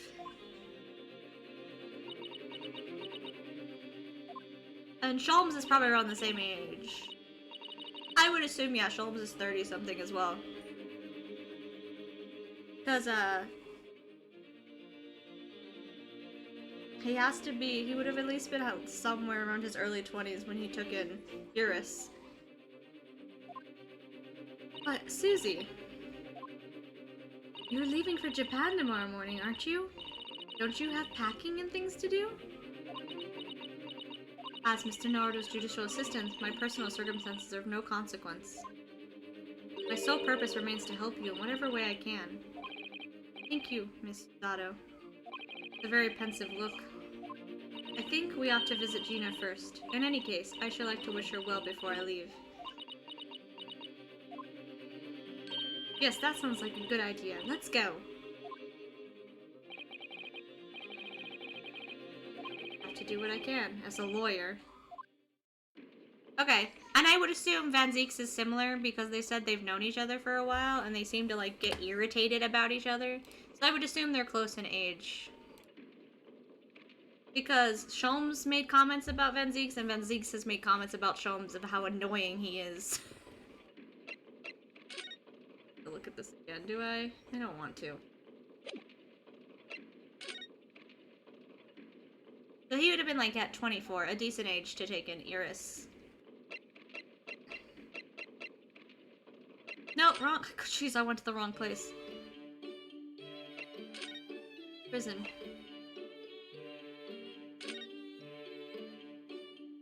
Try to convince this girl that she needs our help.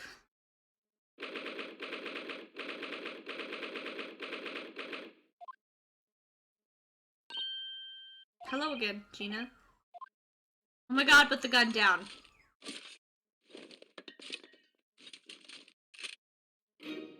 Well, you lot two are here for now.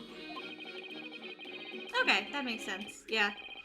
Shove the muzzle of that grenade launcher shoved in our faces yet again, obviously. I think I need to improve the way you load ammunition into that thing, don't I? Look, you can come as many times as you like, but I ain't got nothing more to say to you.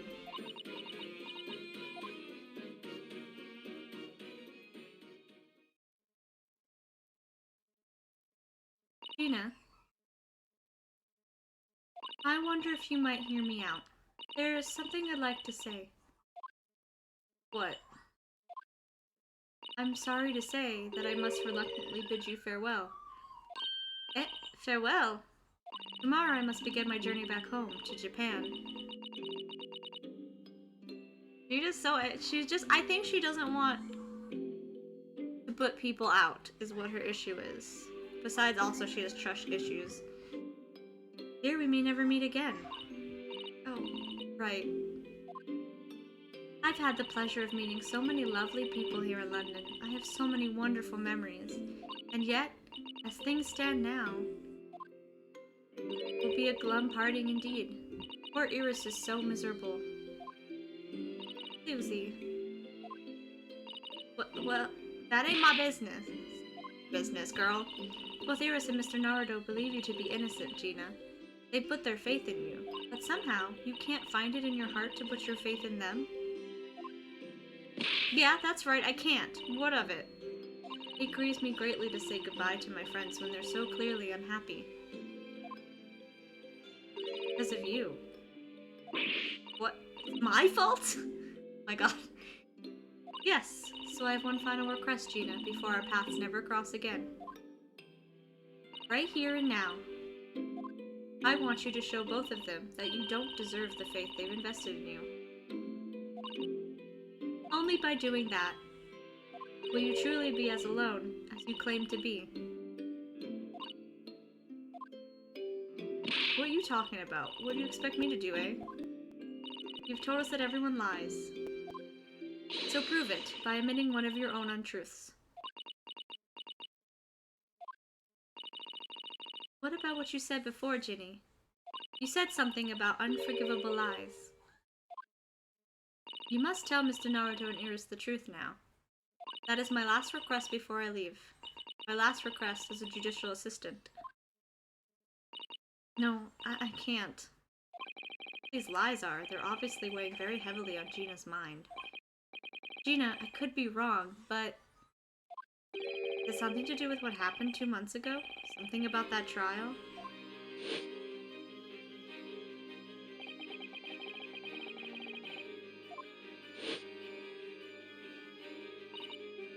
The case of that mysterious murder that took place inside the omnibus. You were called as a witness by the prosecution. Is that what this is about? Yeah, you're right. Because in that trial, I lied. I lied like you wouldn't believe. Will you tell us about it now?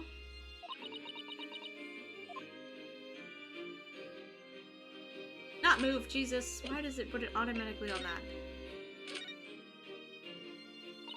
Said it all happened 2 months ago. The coppers got hold of me and shoved me in the witness stand.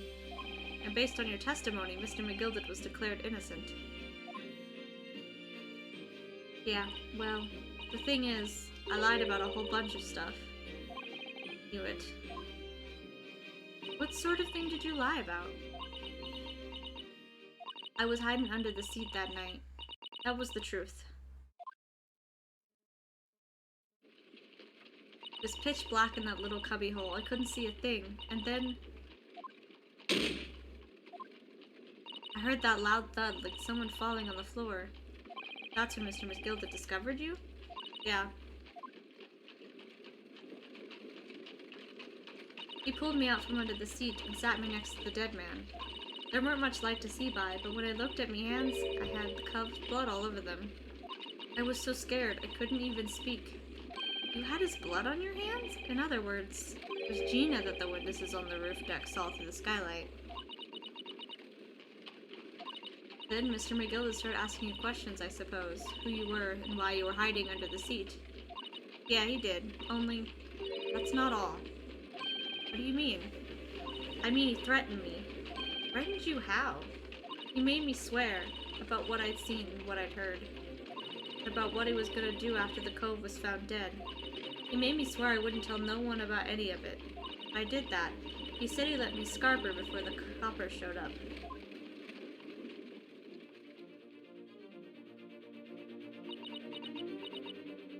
Gina, you must tell me what he swore you to secrecy about. What you saw, what you heard, everything. Also, agree to let us defend you. You said Mr. McGilded made you swear not to tell anybody what you saw, but you were in the pitch-black compartment under the seat the whole time, weren't you? Yes, with Mr. McGilded sitting above your head, if I remember correctly. Yeah, that's true, but it was when I heard the thud of the cub hitting the floor. I let out a little scream, you see, couldn't help it. McGilded heard that and dragged me up by my arm, and that's when I saw it. It was on the floor next to the old geezer who had been stabbed. A disc, all bright and shiny.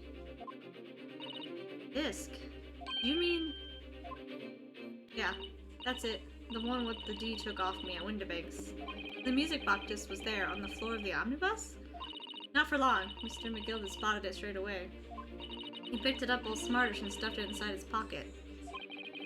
The disc was in the omnibus 2 months ago, at the scene of Mr. Mason's murder. The bog trotter told me. I wouldn't to mutter a word of it to no one.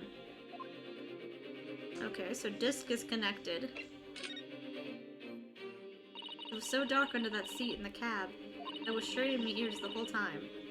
After a while, I heard the door and footsteps inside the cabin. Presumably, that was Mr. McGilded getting on board. Nah, not only him. Oh? But I could definitely make out the footsteps of 2 people. In that case, it would seem likely that it was Mr. McGilded and the victim. Mr. Thrice-fired Mason. In his testimony during the trial, Mr. McGilded claimed he slept during the carriage ride.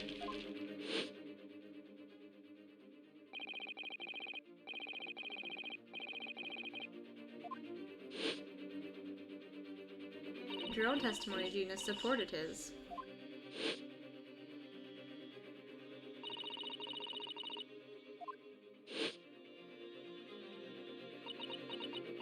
Yeah, that weren't exactly true. Neither of them was asleep. You could hear him talking the whole time in low voices. What? What were they talking about? Sorry, I don't know. The sound of the horses and the wheels was too loud. That still tells us something. Mr. McGilded and the victim knew each other. And Mr. McGilded was lying, as I suspected.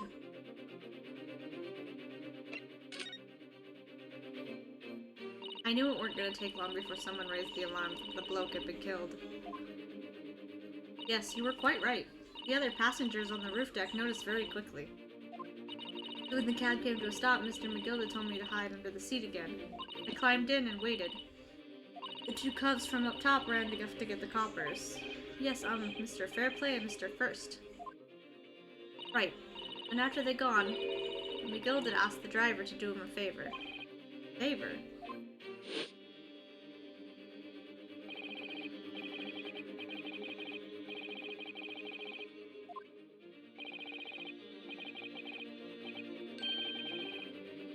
A lot of money.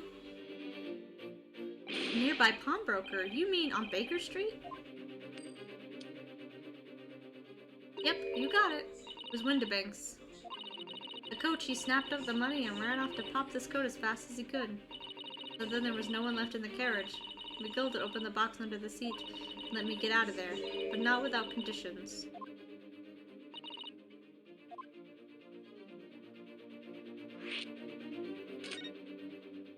What were McGilded's conditions then? For letting you go free, I mean. Not telling a soul. Not for anything. About what I saw and what I heard. And there was something else as well. Or? Yeah. This is the most important thing, he said. I'm after sending the coachman on a little errand for me with some small change in his hand. Now then, did you hear what I asked of him? Did you see anything at all? You asked him to go pop your weasel, right? Aye. The fiend's taking me overcoat to deposit with a pawnbroker hereabouts. I want you last to take the redemption ticket for it. Do you understand? What? You want me to have the ticket? That's right. And I'll come fetch it from you later. Sometime within the next 2 months. You're to hang on to it until then, is that clear? And whatever you do, don't lose it. Alright then. And in case I might happen to be delayed at all, you're to go to the pawn shop, Windibank so it is, and you're to extend the loan before the 2 months is up. If you forget, the article will be forfeited and any old fiend could come along and buy it. But I ain't got that kind of brass. Here's £5. That should be enough. Do we understand each other, lass? Don't try anything funny now. If you go against me... Yeah, I get it. Good, and one more thing. In a few days from now, you'll be visited by the police, I've no doubt. Coppers! Aye. They'll come asking you to take the stand in court, to testify as a witness. So let's just have a wee chat about that, shall we? What is it that you might say, and what is it that you won't?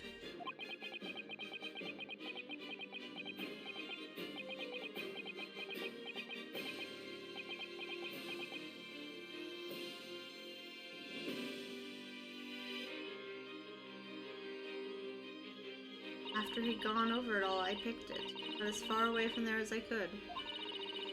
You'd take the pawnbroker's ticket in some bushes near the sea and fetch it the next day once it got dark. The guild had planned it. Forced Gina into giving false testimony.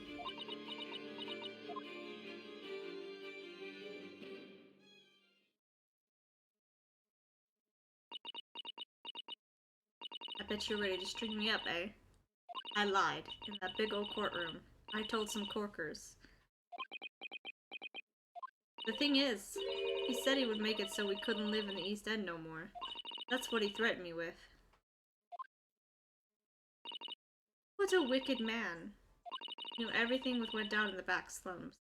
He knew we had no one to look after us, and we was all just looking out for each other, getting by together. You mean Mr. McGilded would have... In an heartbeat. He could have had a lot of us chased out of there if he wanted. Then where were we gone, eh? Nowhere. That's where. So, didn't have no choice. Thank you, Gina, for telling us everything. But, I'm forward now, eh? Go on, admit it. You must be livid. Well, you can make amends by doing me a simple favor. Favor? What? Sign the representation papers for tomorrow's trial. If you don't actually want me to represent you in court, you can rip it up later. But we need that paperwork or we can't investigate. The police won't let us. Investigate what? The scene of the incident last night. Mr. Sholmes was shot, you see. Ellie's having a big operation right now, Ginny. Is it bad? Is he gonna be alright? Sholmes is gonna be alright, right? That's why I want to investigate. For Mr. Sholmes' sake as much as anything. So what you're saying is, if I sign that bit of paper, everyone's happy, is that it? Something like that. Susato? Yes, of course! I have the representation papers right here.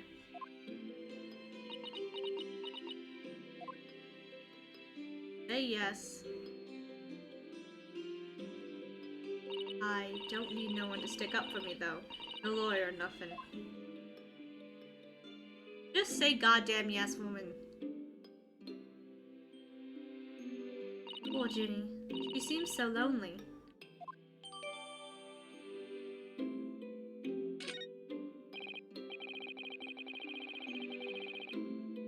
Hold on, I gotta look at it.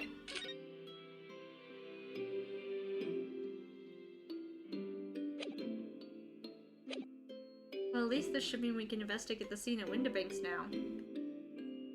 Yes, and perhaps we can come back to visit Ginny when we're done there.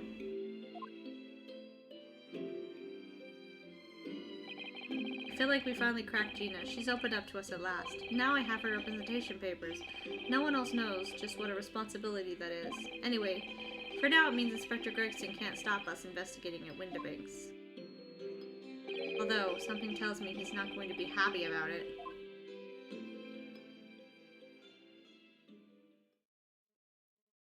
Oh my god, this one has a lot of parts. They normally have like two, 3 parts. This one's already on part 4. We haven't even made it to the courtroom yet! I gotta pee. I'll be right back.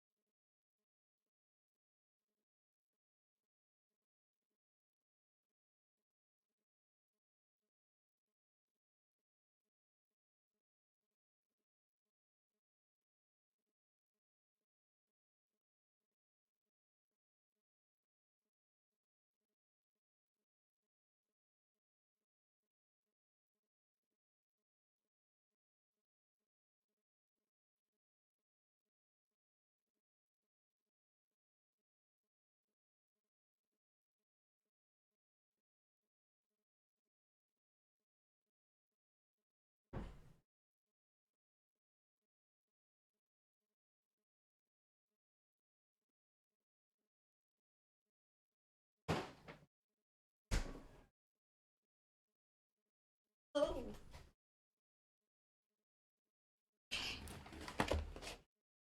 Cold again. Goodness. Ah.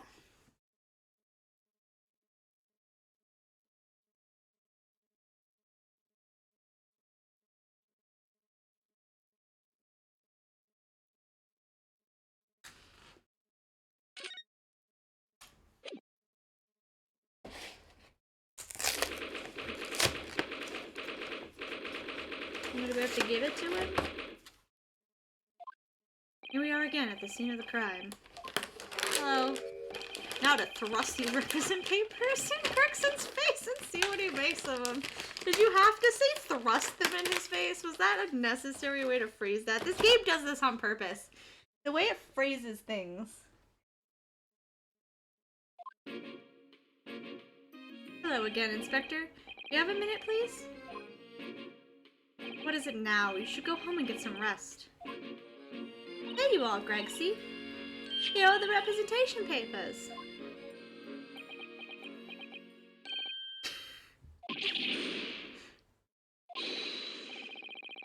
Little Ragabash to sign that.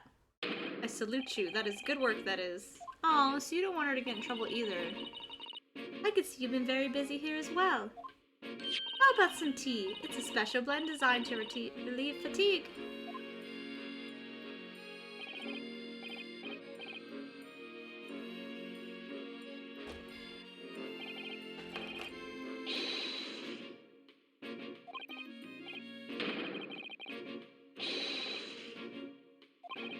It'd be alright if we investigated the scene of the crime then.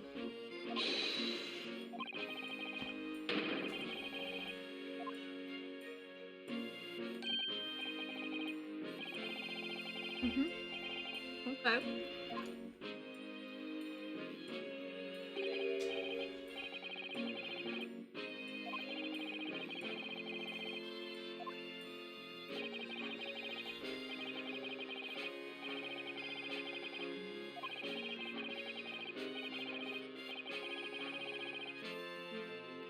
Okay.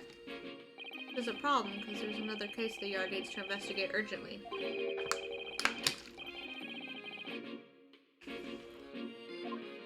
So what I'm saying is, don't get under my feet, Sunshine. Come then.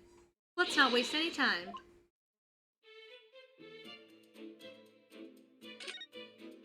Am I allowed to look around here now?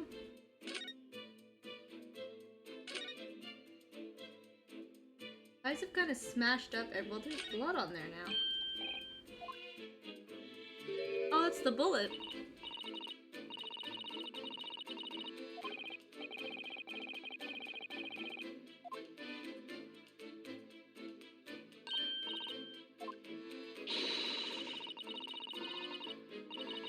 Oh, he does. I know that from the stories.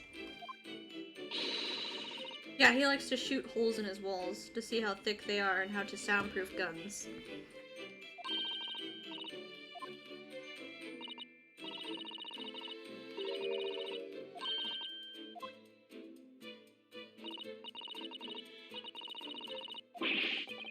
You shouldn't even do it once!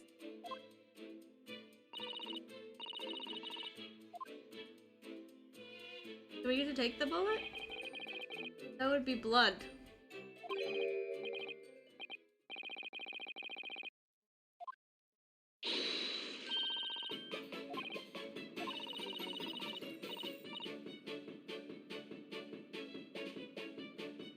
The music. About because taxes were overdue. I have a feeling I'm not as bloody-minded as you, Iris. Shot. Oh.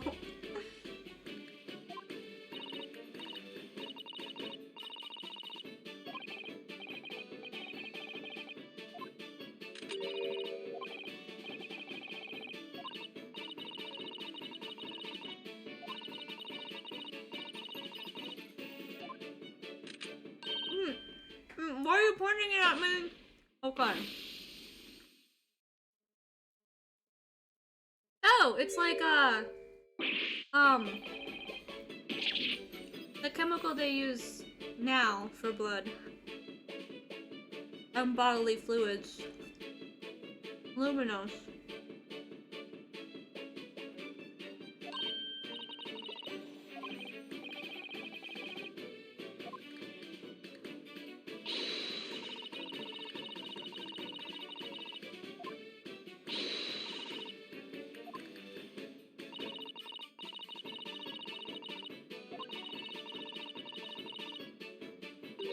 Hello?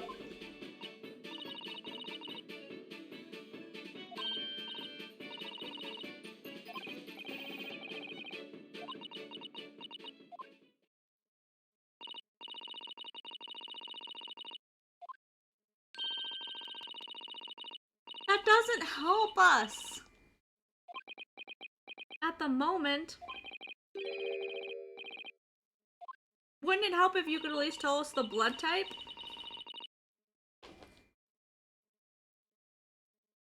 Because I'm sure what it's doing is like the blood type or something.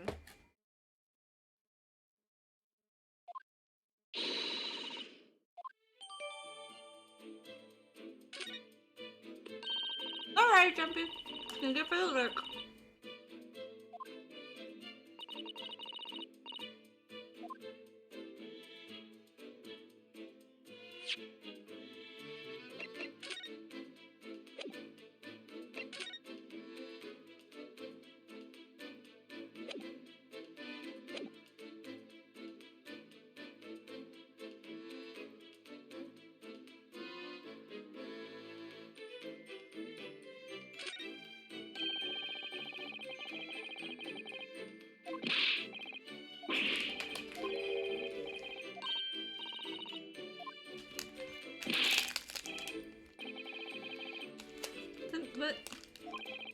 stuck here if you don't report it.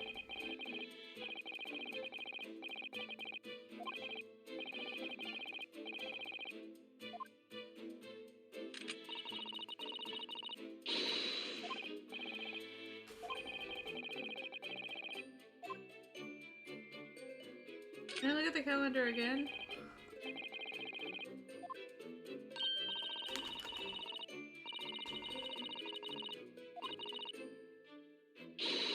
Yeah, it's called blood type.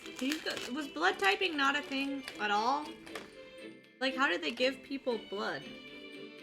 If they were, like, needed a blood infusion, did they just guess and hope it worked? I don't know when blood types became a thing. And actually, did you know, Ryanusuke, that your blood is not red inside of your body? It is actually blue. The air oxidizes it and turns it red. So, your blood would be blue. Everyone's blood is blue. The chemical thing, I'm assuming, is the blood type. Which would not be a good way to convict someone because a lot of people have the same blood type. Just saying, Iris, that might not be the best thing to do.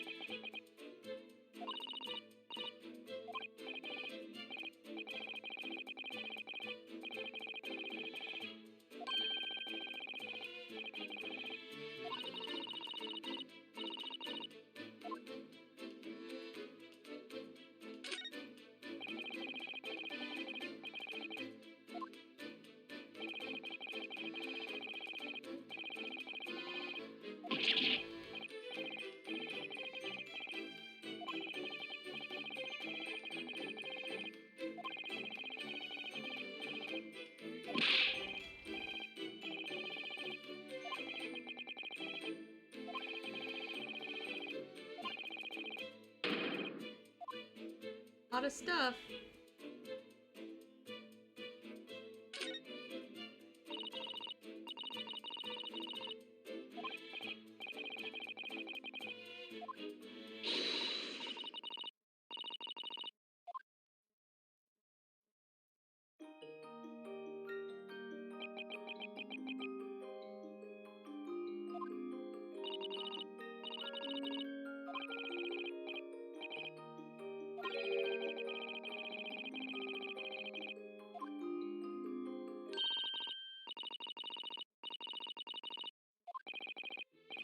Superintendent of Scotland Yard.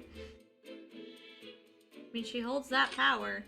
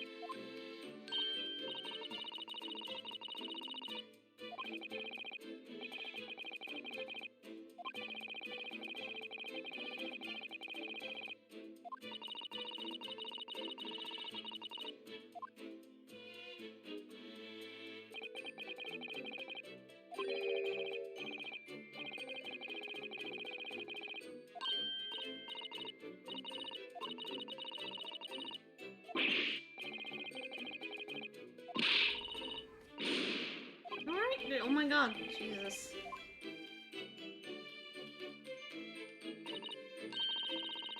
I mean, I could have told you that without pulling the other one out, but okay.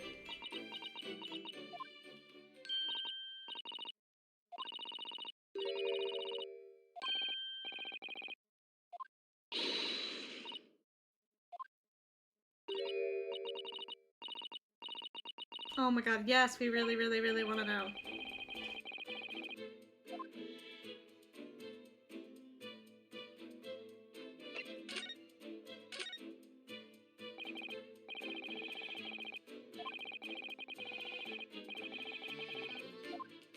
They both came from the same shop, I'm assuming.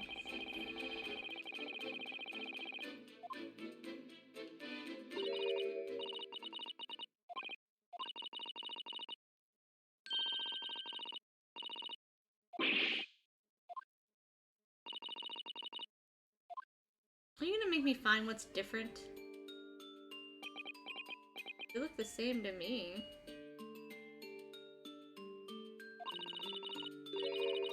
Oh, the cat's head is turned a little bit.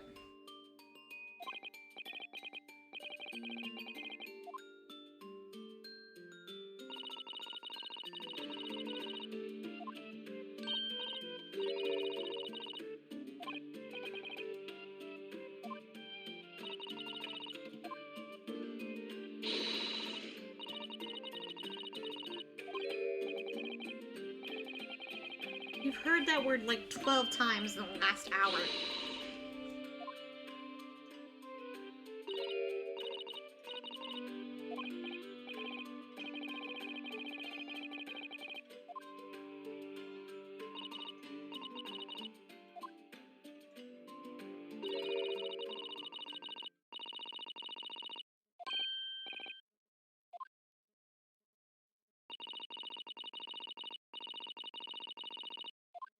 By flipping through them really fast?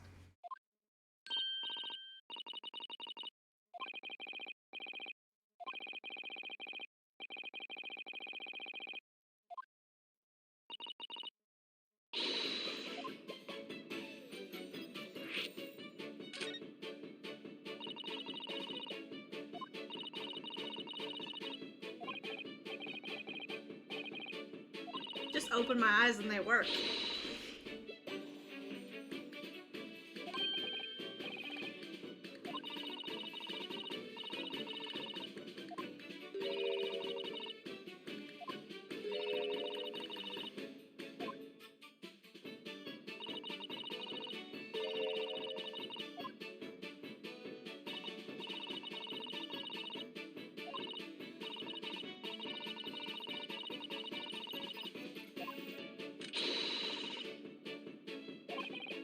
My brain really is amazing, isn't it? It does so much without telling me. Oh, your himbo energy riders here. I thrive off of it. I love dumb guys so much.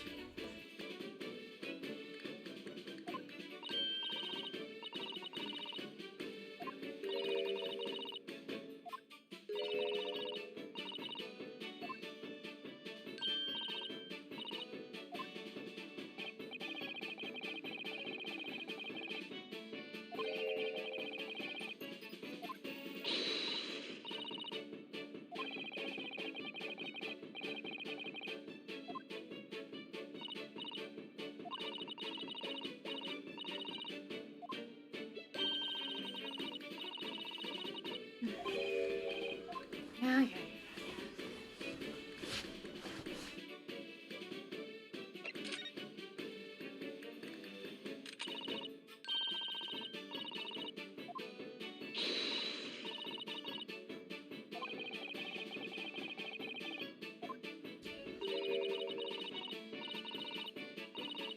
I can't do that, so good luck.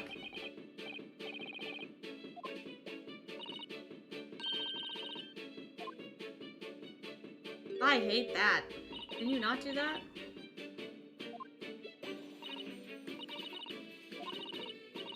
I hate what's happening. Ugh, hey, can you stop?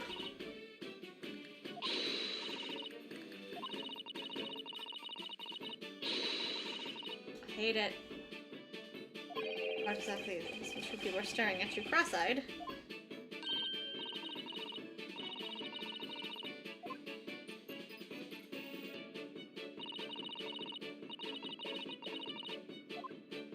God, this is gonna give me a headache.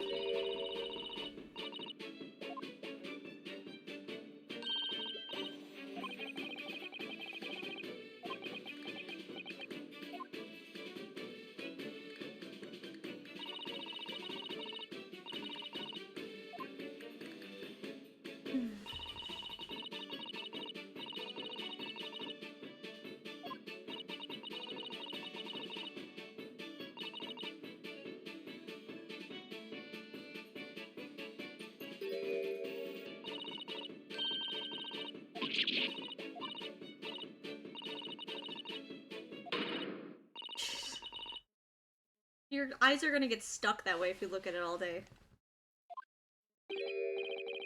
Your eyes might start to hurt.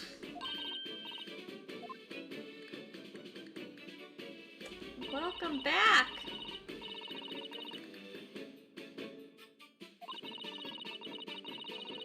Do I have to manually adjust his eyes because I'm gonna lose my mind?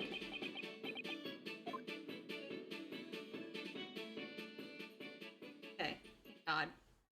I'm done with that. Can we not do that anymore?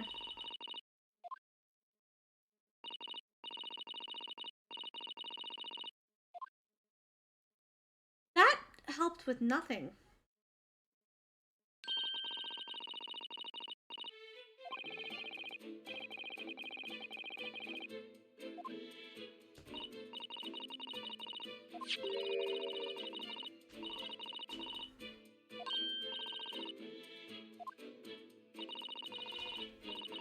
Mm-hmm.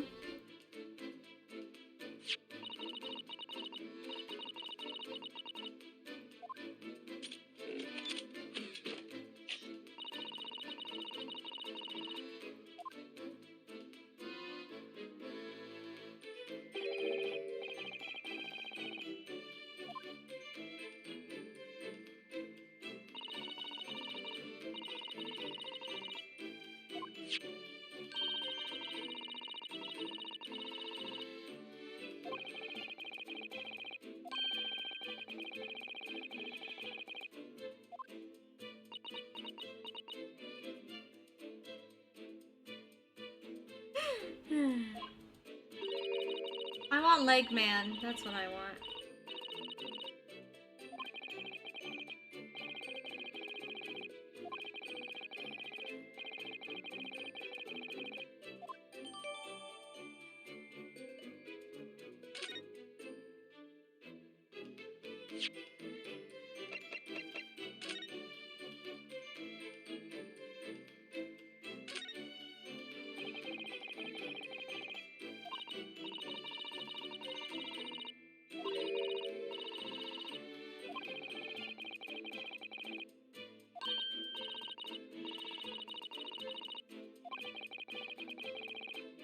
Yeah, I mean, we're looking for a small boxer.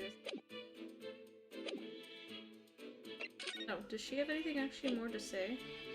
God, the buttons. No, I need the sexy leg man.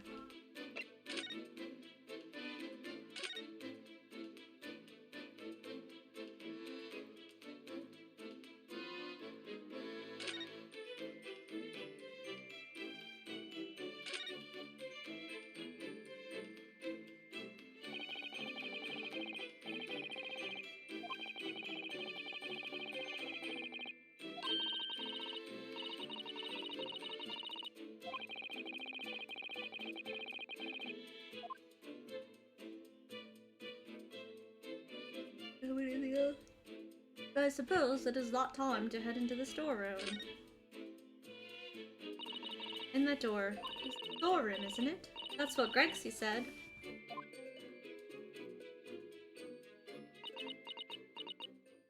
Yes, and that's where I saw that dreadful scene last night. Through the little window in the door.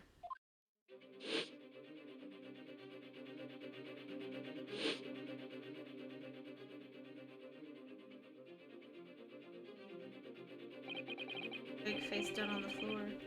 Gina beside him. As the accused's legal representation, you have the right to examine the scene, Mr. Naruto. We must make a thorough investigation. Yes, of course, and we will. Behind that door, that's the real scene of the crime.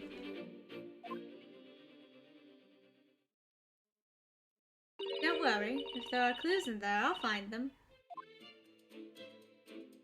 Oh, do I have to move to go in there? I do, okay.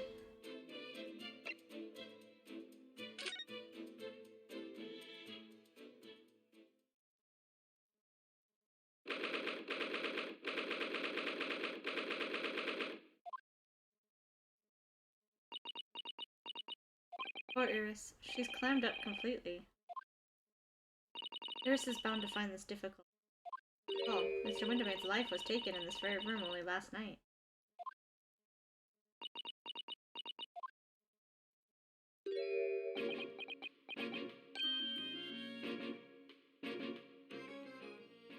Wait, Inspector!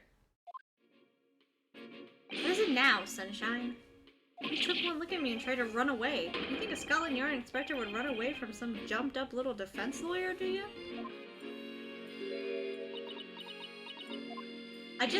Well... I've never seen her ladyship looking like that before, is the thing. Didn't know what to say to her. You weren't running away from me. You were running away from a 10-year-old. Thought she left? Nope, not yet. I'm afraid this is all a little much for young Iris. Some gentle reassurance might go a long way, perhaps, Inspector. Eh?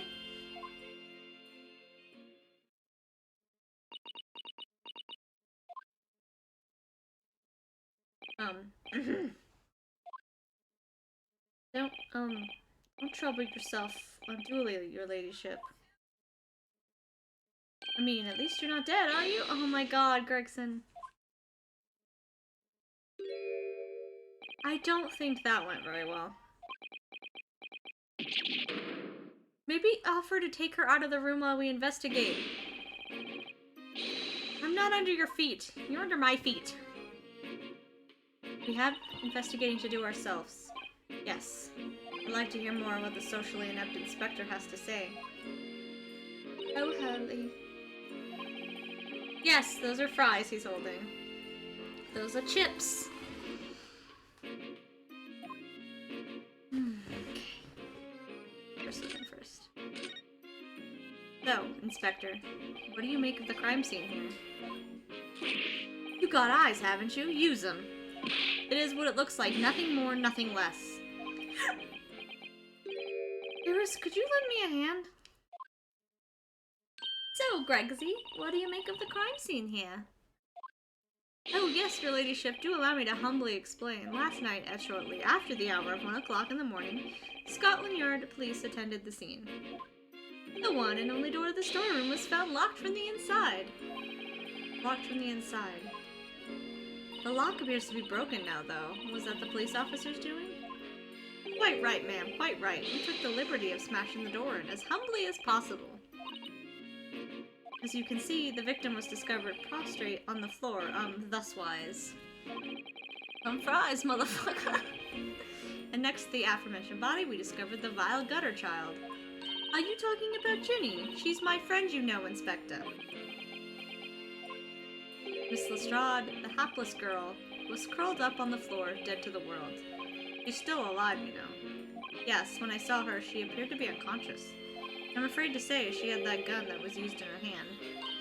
No! Presumably it's the gun that's still down there on the floor now.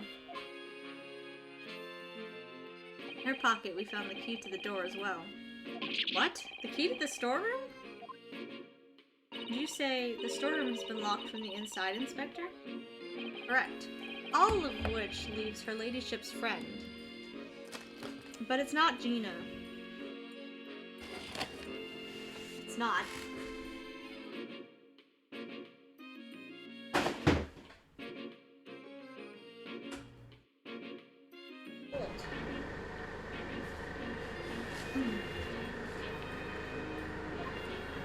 It's something of a sticky situation, I'm afraid. Obviously, my personal opinion is that all some sort of misunderstanding. Of course it is, Inspector. Of course it is.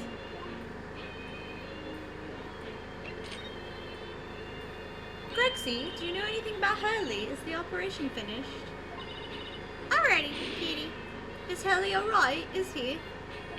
The thing is, don't mince your words, Inspector, please.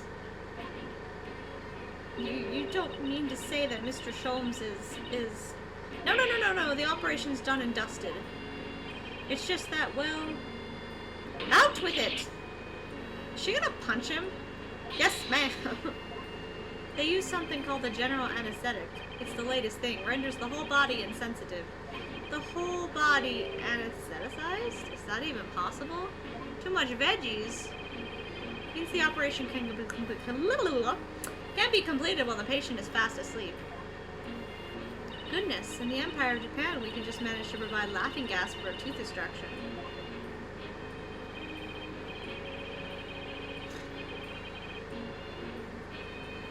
The trouble is, the latest thing isn't always the greatest thing, if you follow my meaning. They couldn't get the medication to work at first, so it took hours for him to nod off, or so I hear.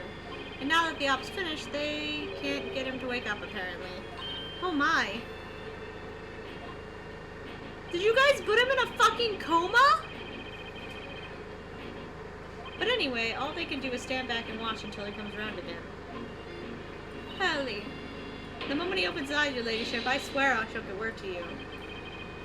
Yeah. Okay. Well, we need to look around this room, so fuck off.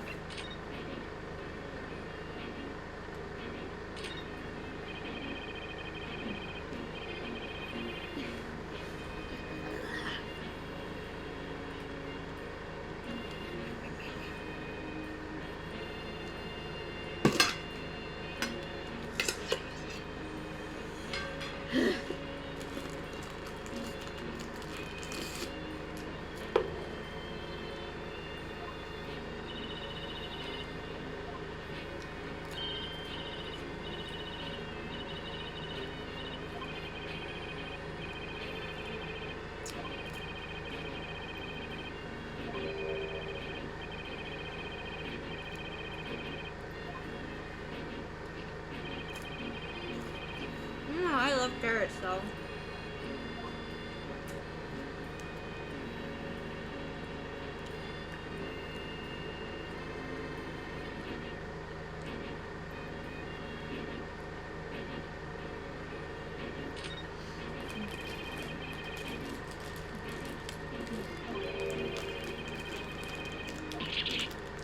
But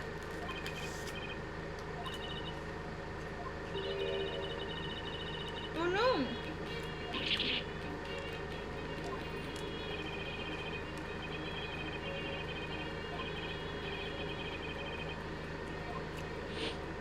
I love carrots. So I didn't sell it. Gina probably opened it.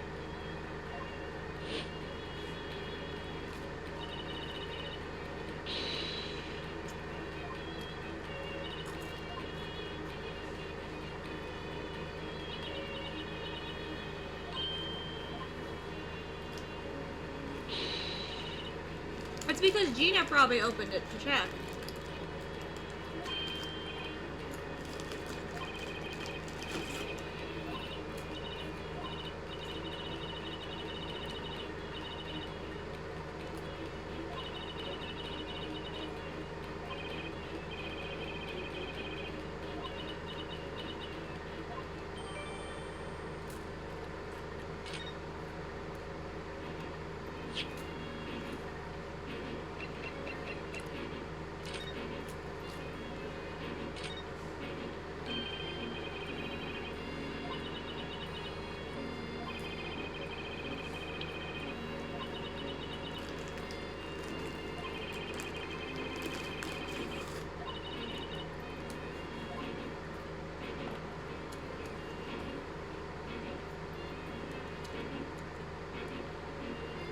Quite a big manuscript.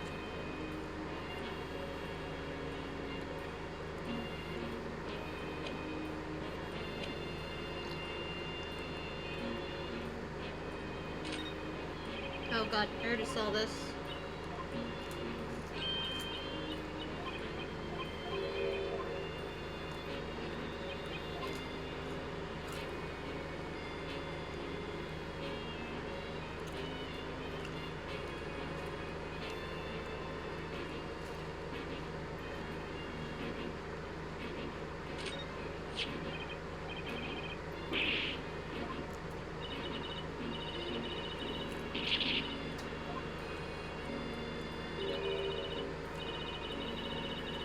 Oh yeah, they've probably never really seen guns.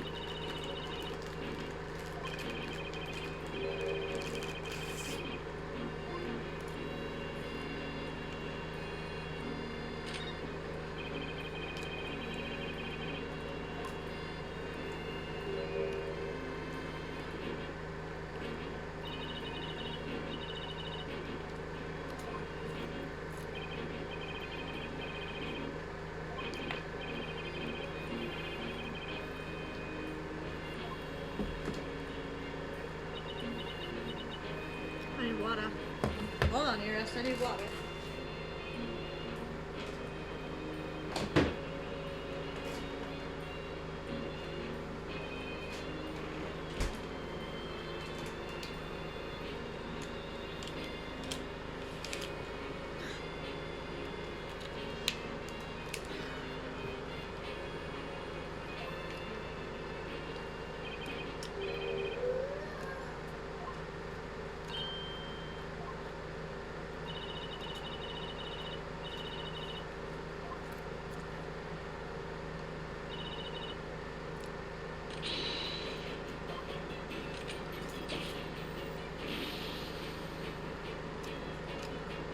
So it's not his blood. So they got a different blood. I'm assuming it's blood types.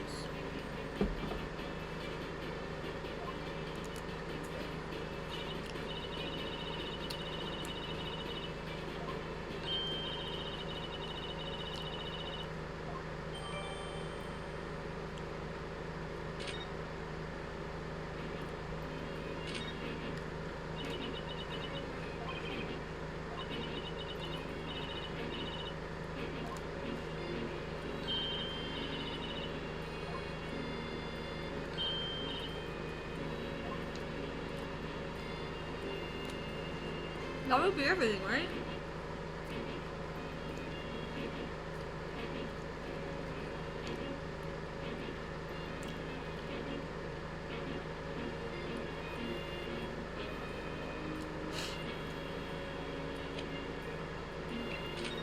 Okay.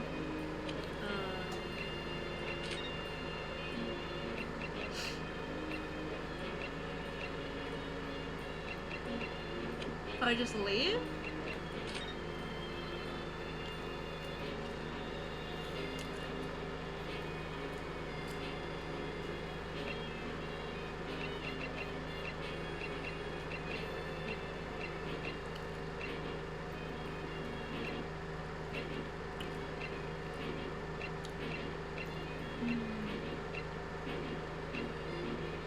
Let me go back to the main shop. Okay. Okay, where do I go?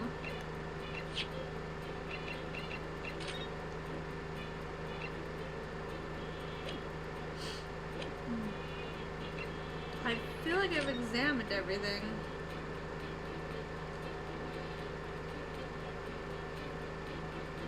They usually give you a hint of where to go. Usually.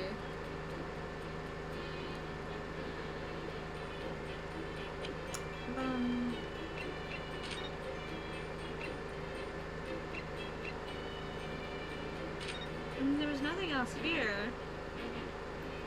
Was there?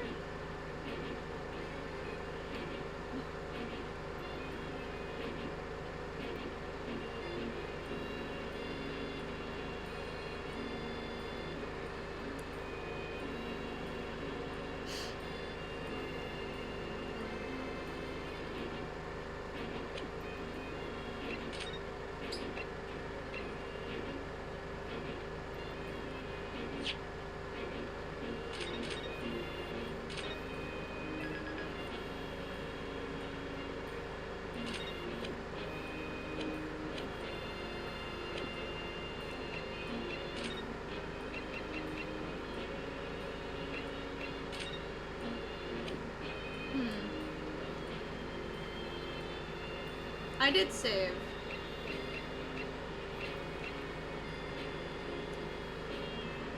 I need you to... Can you tell me about this?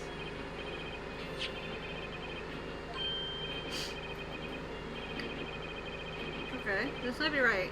Looks like someone ran out of the office stationery and wrote the ticket on whatever paper was in hand. Yes, this is the ticket for Mr. Gilda's overcoat. Yep. Really? Think you know better than me, do you? No, I didn't mean to, Bruno's right, Greg. See, it isn't the same ticket.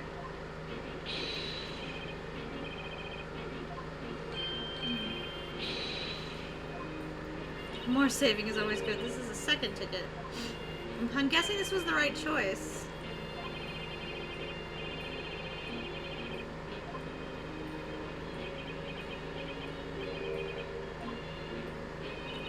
Discuss this further with the inspector, Mr. Naruto. Oh, good, because he's ever so easy to talk to. Perfect. Okay, so I did the right thing. I was gonna say, they normally tell you where to go next. This ticket was in one of the pockets of Mr. McGilden's overcoat. Yes, there was more than just the music disc, it seems. I should have insisted on the lads taking it back to the yard and examining it properly. Well, according to the details on this ticket, Mr. McGilda deposited another article here with Mr. Wildebink. Yes, I can see it written here. A small box, was it? Do you have any idea where it is, Greg? See, any idea at all? It's another article belonging to Mr. McGilda. It could be an important clue. Yes, I suppose it could be. Please, stop looking at me, those big turquoise eyes, all full of hope and expectation. It's too much pressure.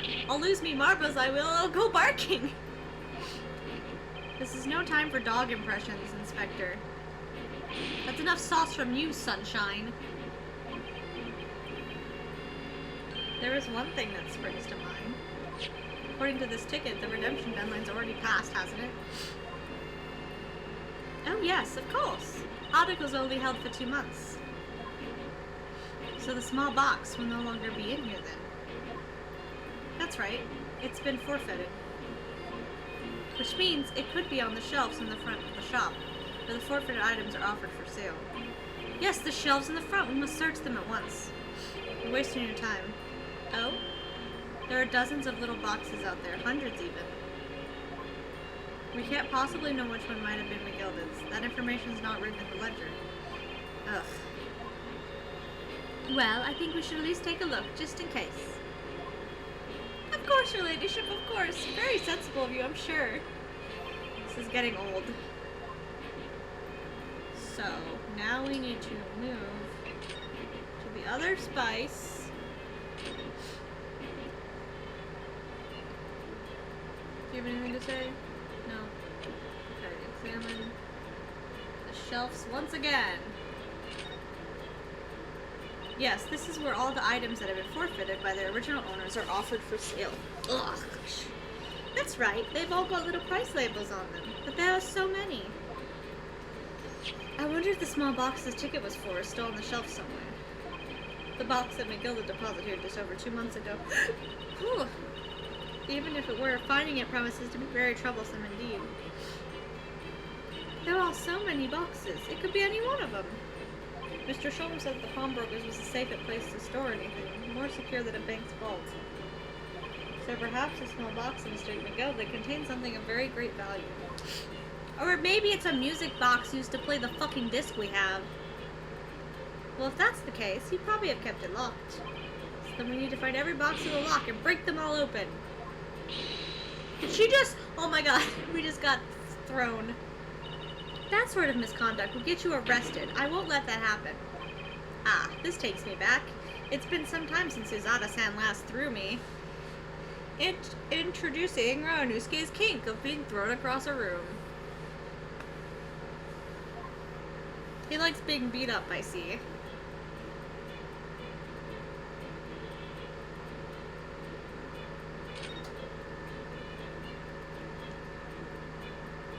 So, now what? I mean, could we present? Again? I'm gonna save again.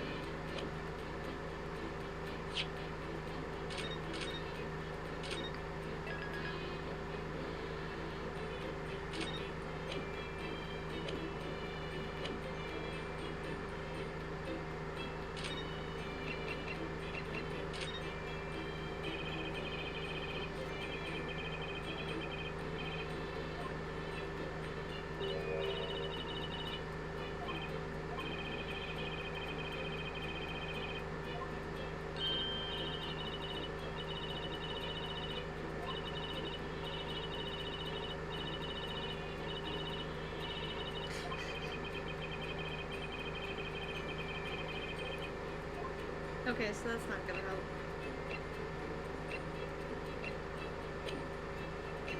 Did we just leave? I'm so confused.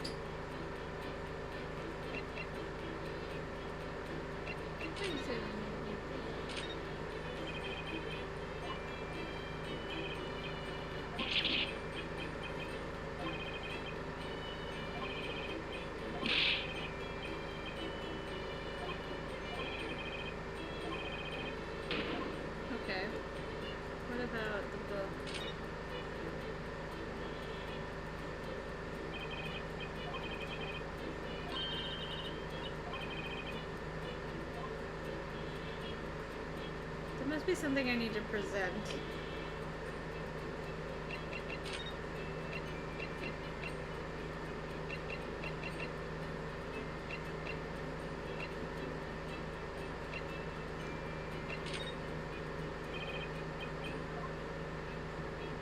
Oh gosh, okay.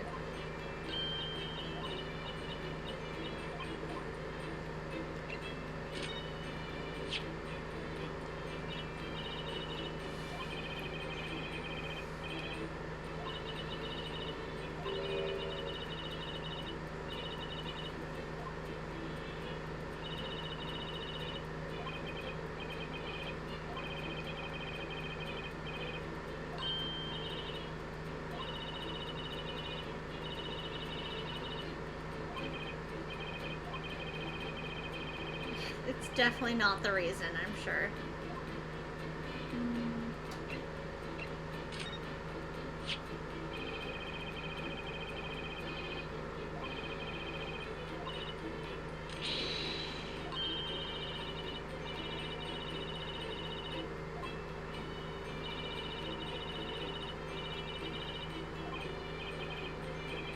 Even if I didn't intend to.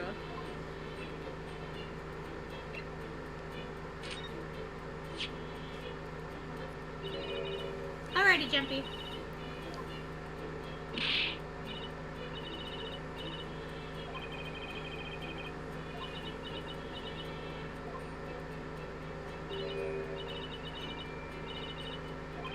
Am I that bad at instilling confidence? You are pretty bad at it. Okay.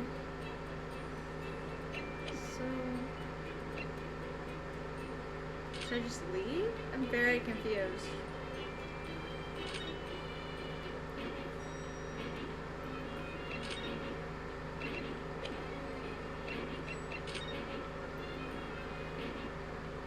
This one's not that obvious. Should I just... they normally tell you where to go next, though.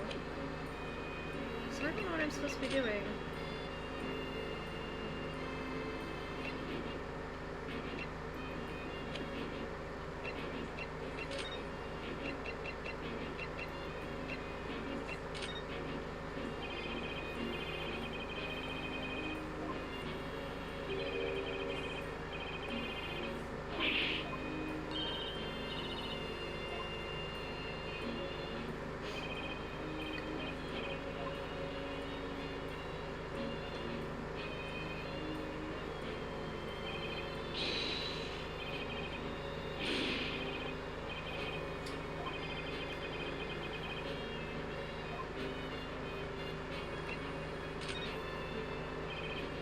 Okay.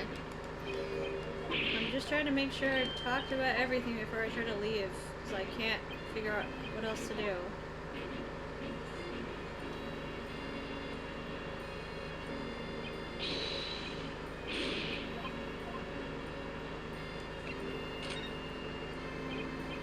It's gonna do the same thing. I'm just hoping maybe...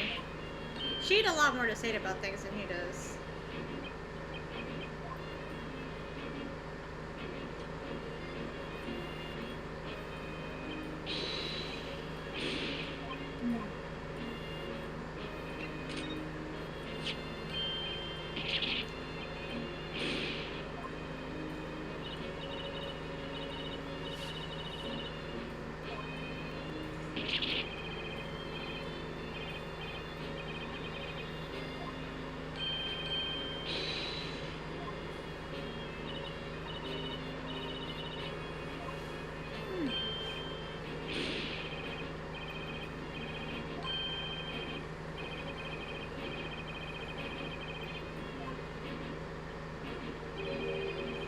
You're gonna arrest me for saying something?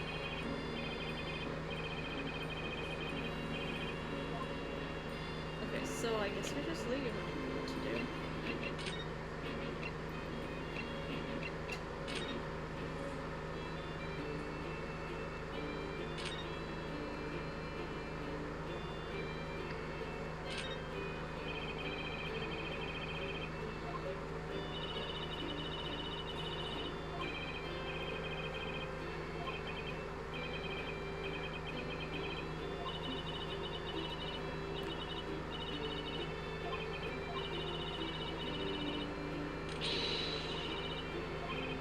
I mean, I did investigate, but I'm stuck. I would assume we just go back home now.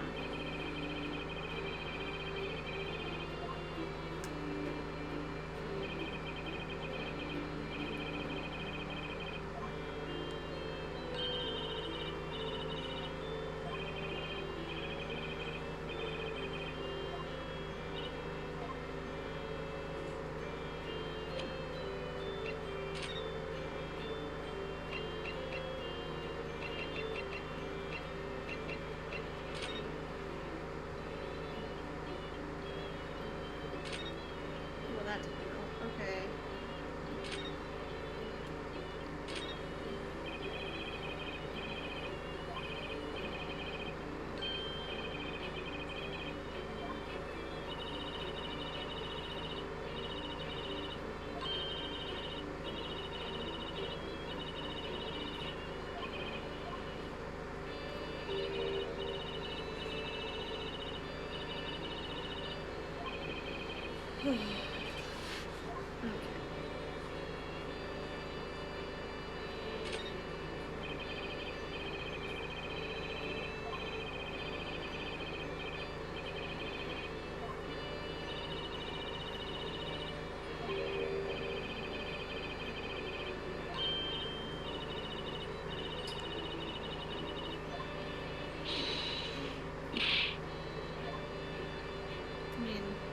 sure.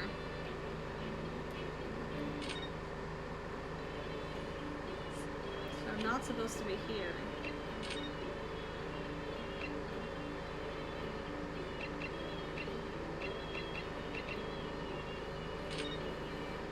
Trying to figure out how to move things forward. Maybe I can ask her about her own thing?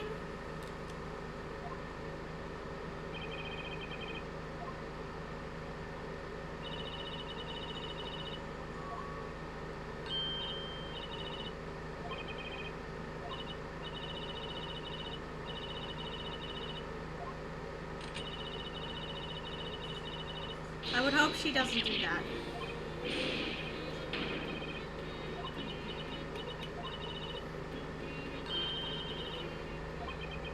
Hold on, be right back. You okay, boo-boo? You okay? I'm just asking. Okay. Just asking if you're okay. Goodness gracious.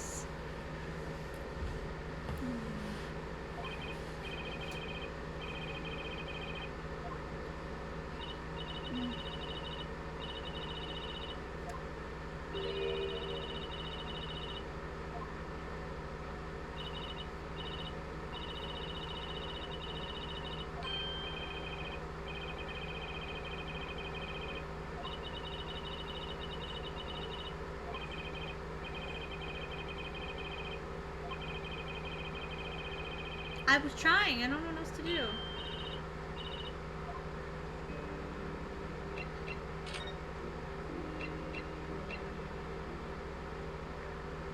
If I look it up. I'm gonna look it up. I'm stuck. I've already like explored everything, and it won't move the thing along.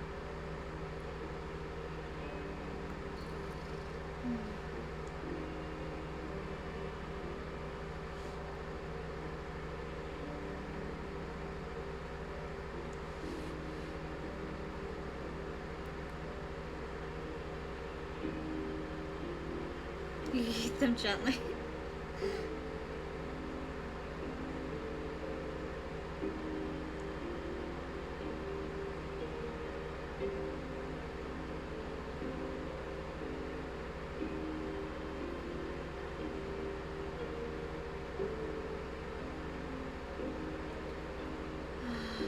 Visit the hospital.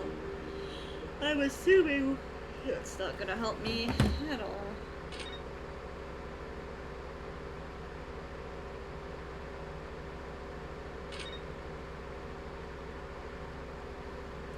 Okay. What am I missing? I'm missing something, but I couldn't. I know that we need to get the box, but that didn't help.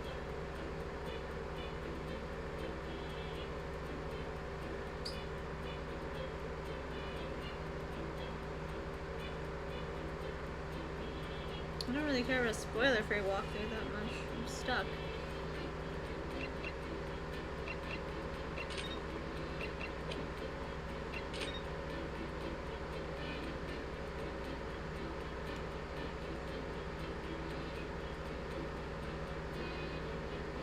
I pretty much looked at all of this.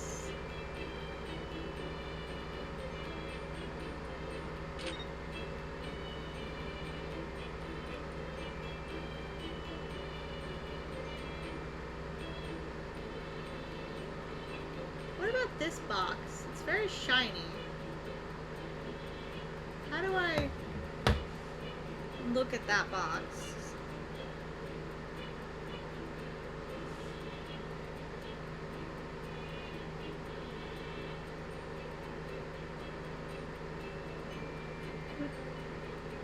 Oh, okay.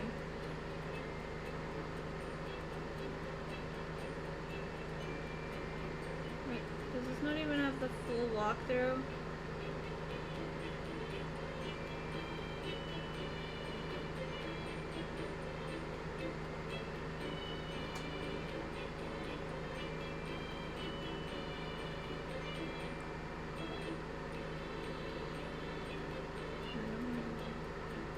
I don't want the trial.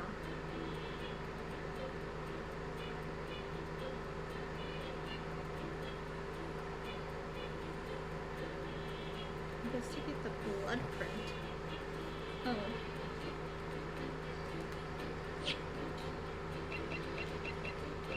Is it this one? It's this one. I'm an idiot. I didn't even think to look at that.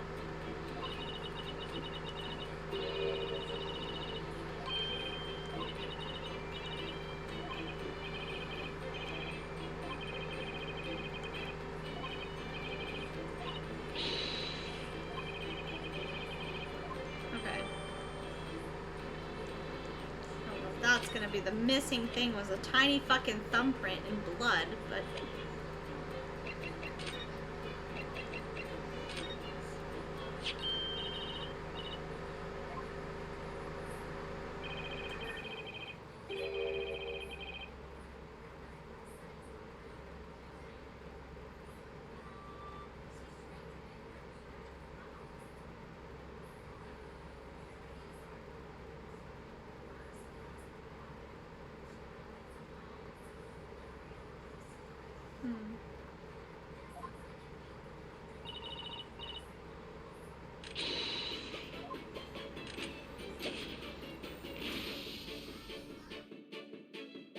This one's purple.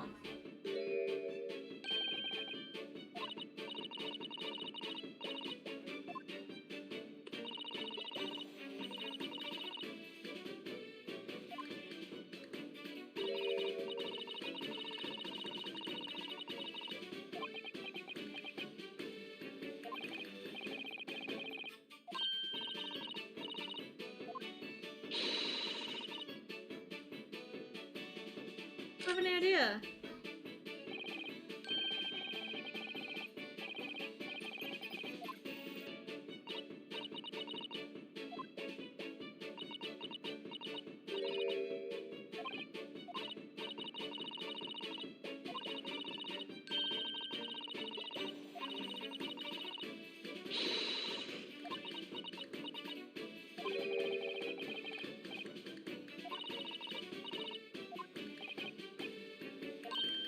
Oh, I guess I'm supposed to say yes?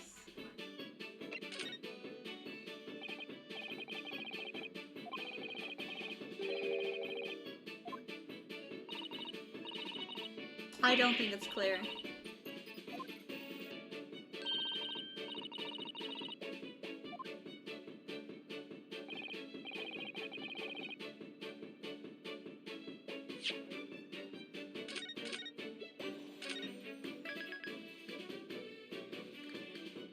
This is the one talking about the coat.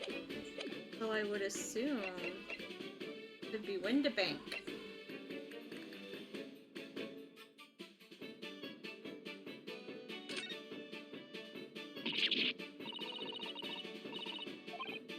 Oh wait, no. It's not his blood, because his blood is blue.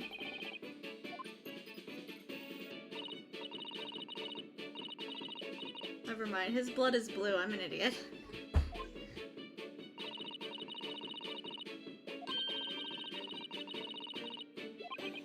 I'm sorry. I'm an idiot. It's fine.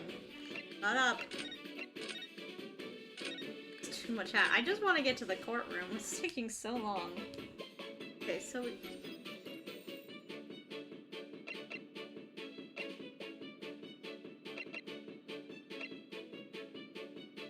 it could be any of these three.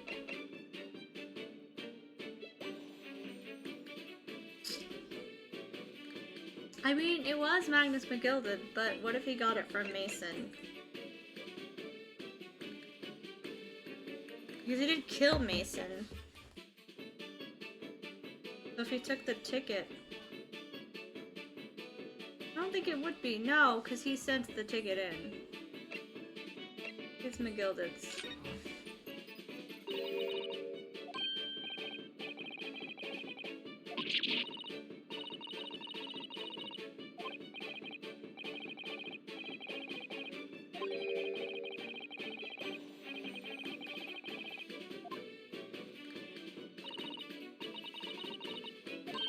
Oh my god, it could be Mason's. I'm done. Okay, okay. Shut up, I'm done. Well, I saved. I don't think it's Gina's.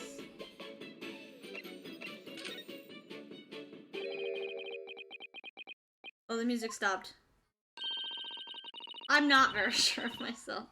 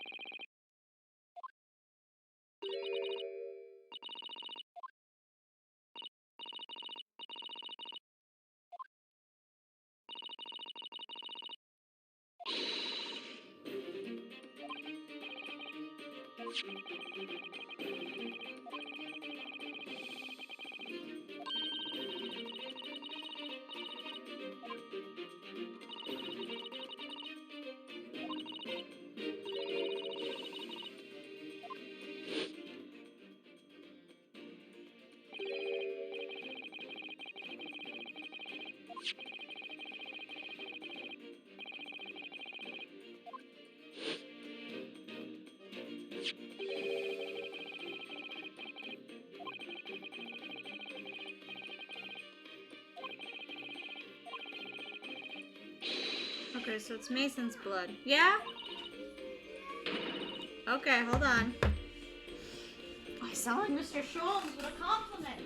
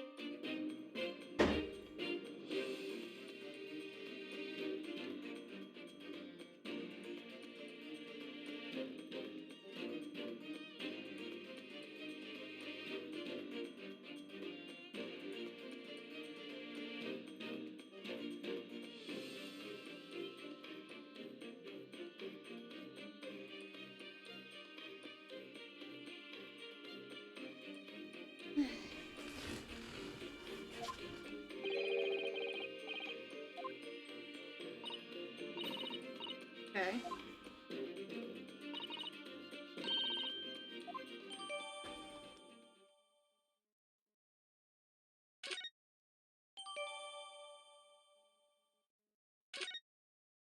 Okay, so that was Mason's blood.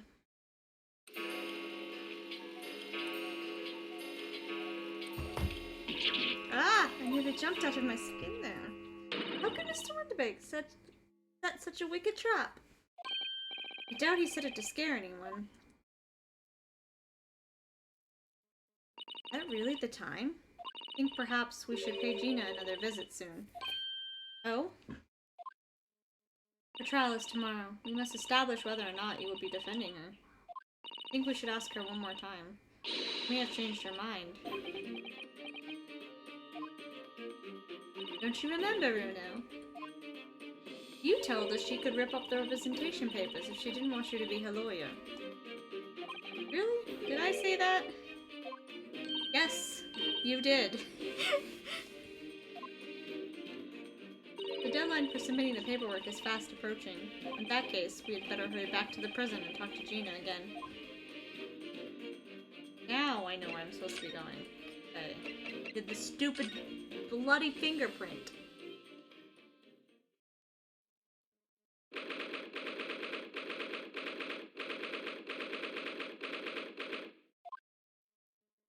Ah, Gina, good. You're back.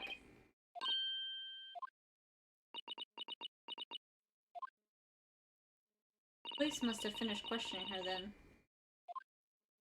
Oh, how was it, Ginny? Was it awful? Oh, didn't bother me. Thank you for the papers you signed before. It meant we were able to investigate Winterbanks. Oh, right.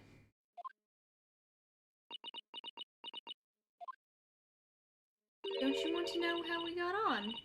We've been ever so busy. What's the point in asking? Change what everyone's saying that I did it. That's not...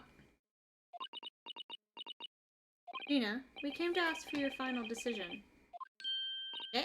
What decision? About tomorrow's trial. Will you let me defend you or not? I must submit the paperwork now if you'd like Mr. Naruto to represent. Right, I really lost her fight all of a sudden. I know what it feels like. The worry is just so hard to bear.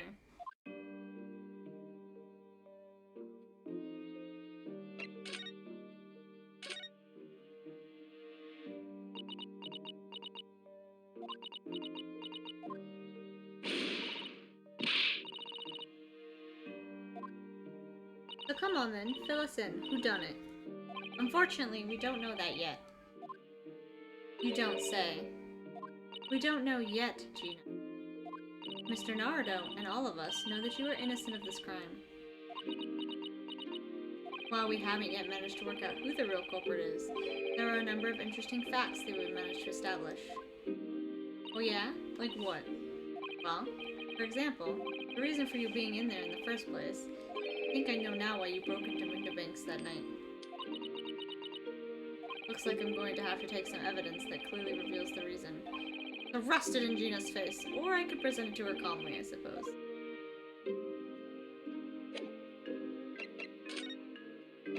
Know this one. She was in there for this. I found this in Mr. Winterbank's storeroom. Manuscript of Iris' latest story. Oh, right. Well, that's good then. Curiously, the storeroom at Winterbank showed no sign of being ransacked for items of value or the like, with one exception. The box file that housed this manuscript. It was you, wasn't it, Gina, who broke open the box containing this manuscript last night?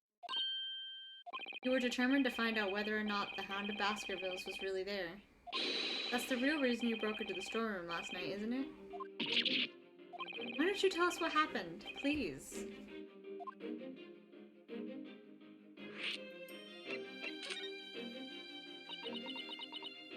Alright, yeah, this Baskerville story. It's the latest Sholmes adventure, right? But it ain't been printed yet. So I figured, it's gotta be worth a fair few pieces of silver, right? That's not why. Oh yes, at least 5,000 pounds. What? So you intended to sell Iris' manuscript, did you? No. Ginny, how could you? She didn't. What? Wait, no, hang on. Of course I wasn't gonna sell it. All I wanted to do was find out if the mental script, or whatever you call it, was really there or not. That's the only reason I was in the first place. For Iris' sake, isn't that right? We knew why you'd done it from the start, Gina. Of course we did. But I knew you wouldn't do anything mean like that, Ginny. I just knew it. Well, when I saw the manuscript in the storeroom, it reminded me of what you said the night before.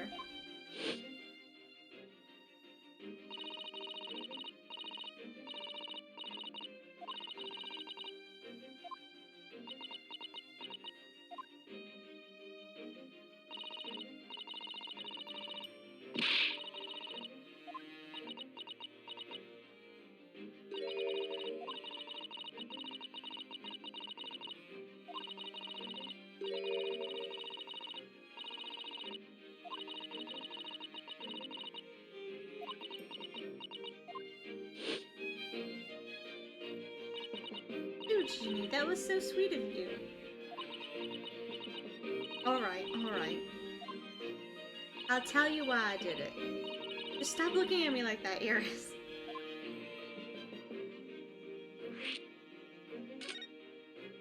It weren't because of Iris. That's not why I did it. I just wanted to know the truth, that's all. You wanted to know if Mr. Sholmes was being honest? If he really deposited the manuscript at Winterbanks? Welcome back! It's like I told you the night before. I never had a father. But Iris' lot ain't like mine. She's got her dad. She can't see him. And I reckon that's gotta be Ada. That's why she writes her stories. They're about her dad, really. What it sounded like to me, anyway. Last night, when I was listening to what you were saying, stories about Daddy. You mean they're not the adventures of a great detective? So much as the adventures of a great detective and his trusty partner?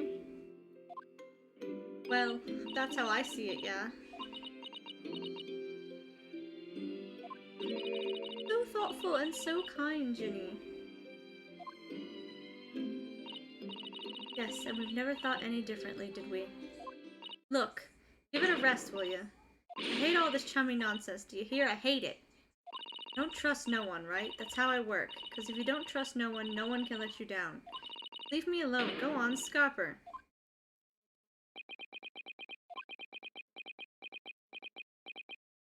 I hadn't noticed until now, but it's unmistakable. Right there on both sleeves of that overcoat are some very suspicious red stains. What are you looking at me like that? I think it might be worth presenting some of our other findings in that area to Gina now.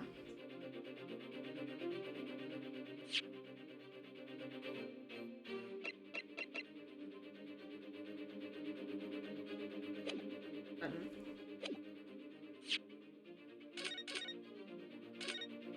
I could do either the blood file itself, which has all the different versions of blood, or just the fingerprint in general. Start with the fingerprint.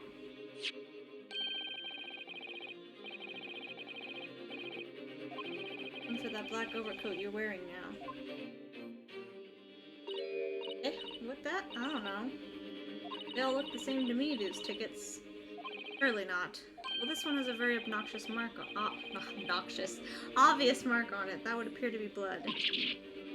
Does that ring any bells? I don't know, it all looks the same to me. They all sound the same to me, these answers. Suspicious.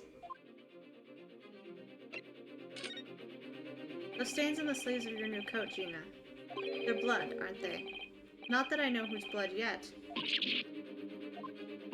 Blood, Mr. Naruto. You don't appear to have any obvious wounds yourself, though. So it could be blood that splattered from Mr. Windibank when he was shot last night.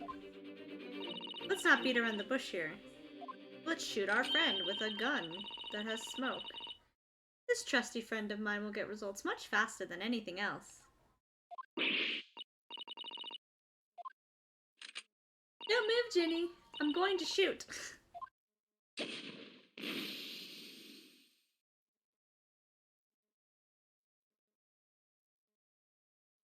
Okay, so it's purple. It's not Windibalt's blood. Oh my! Forget the sleeves. The whole coat is covered in blood.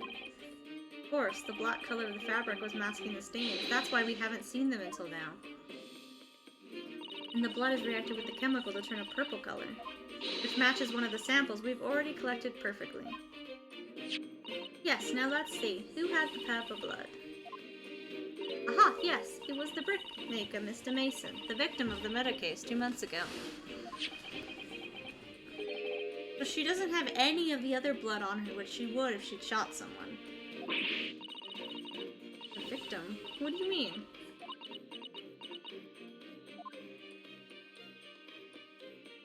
It's a rather uncomfortable situation, Mr. Naruto, but I think this makes things quite clear. It means the omnibus case is finally solved. The truth about who really murdered the brickmaker, Mr. Mason, is revealed. Oi! Would someone explain what's going on? Stop telling half a story.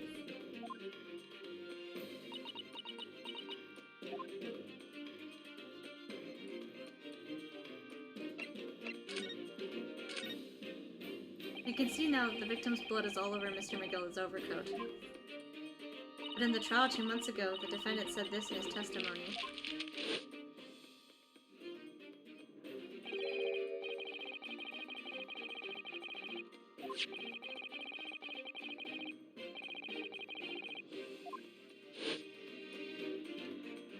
But if you look at this overcoat now, it's clear.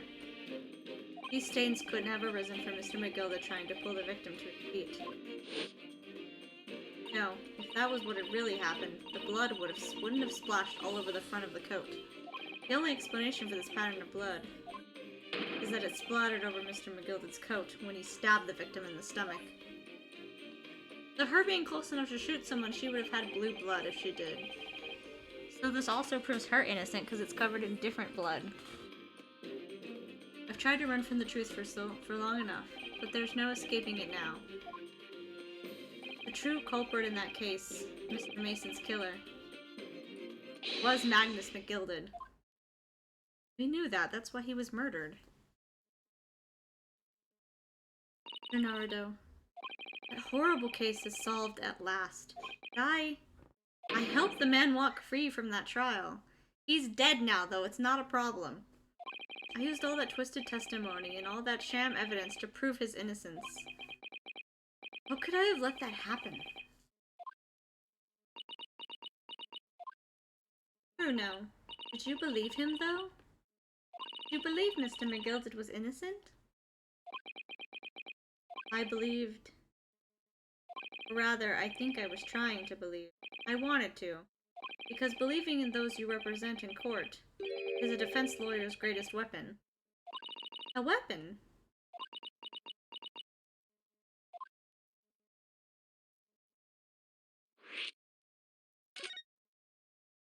Before we came to Great Britain, a great friend of mine taught me a valuable lesson. You mean Kazuma-sama?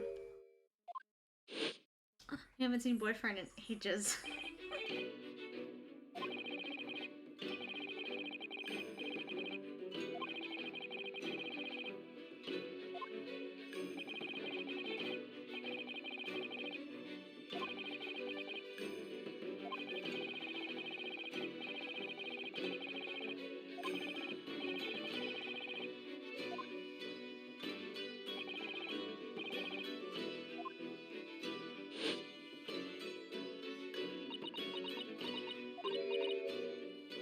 What's funny, Gina?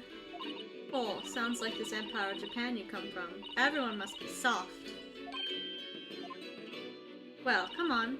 Look at the mess it's got you into, believing in that bog trotter. Yes, I inadvertently helped a murderer walk free. Well, at least you've learned your lesson now, eh? Believing in people's never worth it. Someone always stabs you in the back in the end. As soon as you let down your guard, you've had it. Take a leaf out of my book. Believe no one. Get hurt by no one. Gina, may I ask you something? What? I'd just like to make absolutely sure. What would you like us to do with these representation papers for tomorrow's trial? Rip them up and chuck them away. Are you really sure that's what you want? Bet that's what he wants and all now, Mr. I'm a believer lawyer over there. Don't forget it was me in that trial 2 months ago. I led everyone up the garden path, didn't I?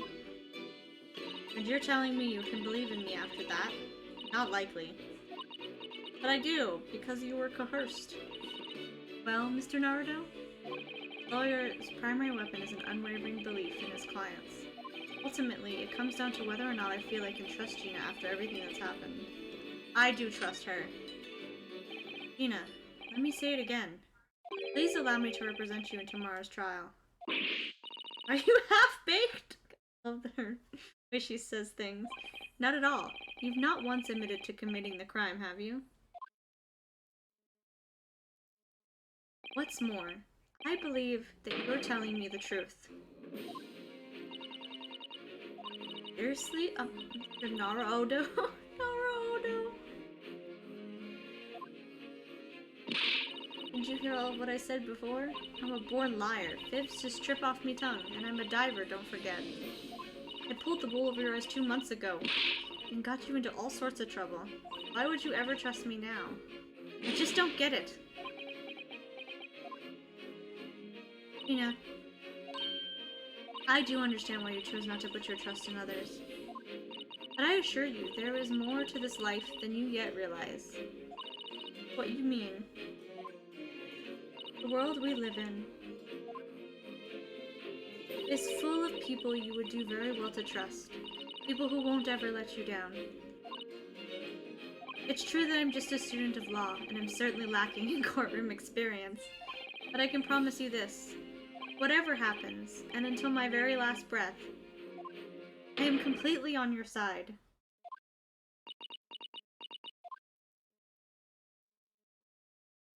What do you need to say to that? Oh, she's crying!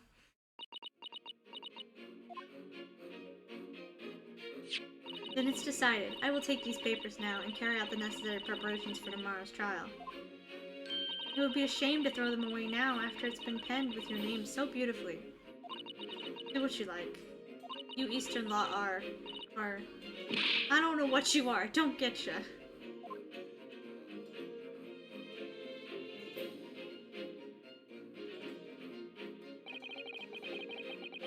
Gina's taken herself off the back of her cell.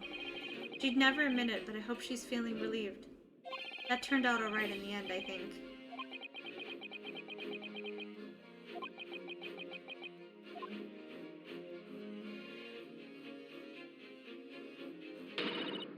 Who's ever hiding there, show yourself at once. Eavesdropping is the height of cowardice. What is happening? Miss Susato? Somebody is there in the shadows. I can sense it. Somebody who wasn't there before. What? Girl's a fucking... Blimey, you're sharp, eh? Oh, hello, Gregson. I suppose you were using one of those mystic Japanese arts, like the art of stealth I've heard so much about. If anyone was being stealthy, it was you, Inspector. Rexy! Oh dear me, I'm most terribly sorry, Your Ladyship. I didn't mean to startle you. How long have you been listening in on our conversation? Good grief, listening in? No. I just got word that there were some visitors who were refusing to leave even though it was after hours. Susato is great, I love her. I assure you, Your Ladyship, I only just arrived. This very minute, not a moment earlier. That's all it is. Nothing untoward, nothing at all. After hours, is it that late already? So then, I'll humbly excuse myself now, Your Ladyship. Ta-ta, toodaloo, cheerio, all the best, bye. It's a lot of farewells, and not one of them appropriate for her ladyship. Oh, but I wanted to have a chat. I'm terribly sorry, but time is pressing at the minute. Oh, I see. That's a shame. If I don't get this emergency at the Supreme Court dealt with sharpest, Lord Strongheart will... Emergency! Lord Strongheart. Nothing, forget I said anything. Anyway, I'm off. Alright, Gregsy, if you have to, but let's chat soon. Delighted, charmed, can't wait. If you please, my pleasure. A lot of pleasantries, and not one of them sounded sincere. Grexy's so funny. He says such silly things. Certainly entertaining to see an inspector of the police fawning to a 10-year-old girl. But anyway, I wonder what this emergency is at the Supreme Court. I must attend the court clerk's office now before it closes. Yes, of course. Thank you, Miss Susato. Also, remember you'll be doing this alone without her tomorrow. Finally escort Iris home now. Blah, Miss Nardo. Mr. Nardo. I shall meet you there.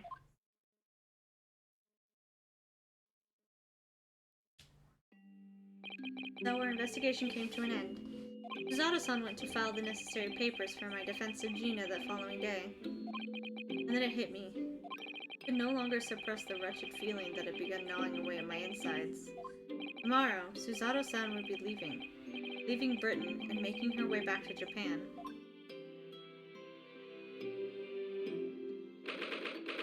And you will have to do this case by yourself. I don't have that much faith in you. Naruto-san. It's been a very trying day, hasn't it? I do hope you're not too exhausted. What about you, Susato-san? Today is even more trying for you, I'm sure. Sholmes was shot before our eyes, Gina was arrested. All in the back of the news that her father has fallen ill and she must return to Japan at once. I hope your father recovers soon. Thank you for your kind words. Awkward? I wonder why it is. Oh god, wrong button. So many thoughts rage in my head like a storm. Yet, I seem unable to find the words to express any of them. I know exactly what you mean. Anyway, I have one final task to complete as your judicial assistant. Once that is done, I shall make preparations for my departure tomorrow. One final task. Yes? It's just 2 months since we arrived in London. We've managed to establish this office. It was finally feeling as though we were settling in. I would be lying if I said I felt no regret. So sorry, Susato-san. It's just so sudden. I really don't know what to think. I've had no time to gather my thoughts. I know we've only been here a short time, but my limited experience of the courtroom, I feel I've learned something. What would that be? It seems to me there are many facets to people's personalities. Facets. Like a jewel, the light plays off them in complex patterns, illuminating their actions and their motives.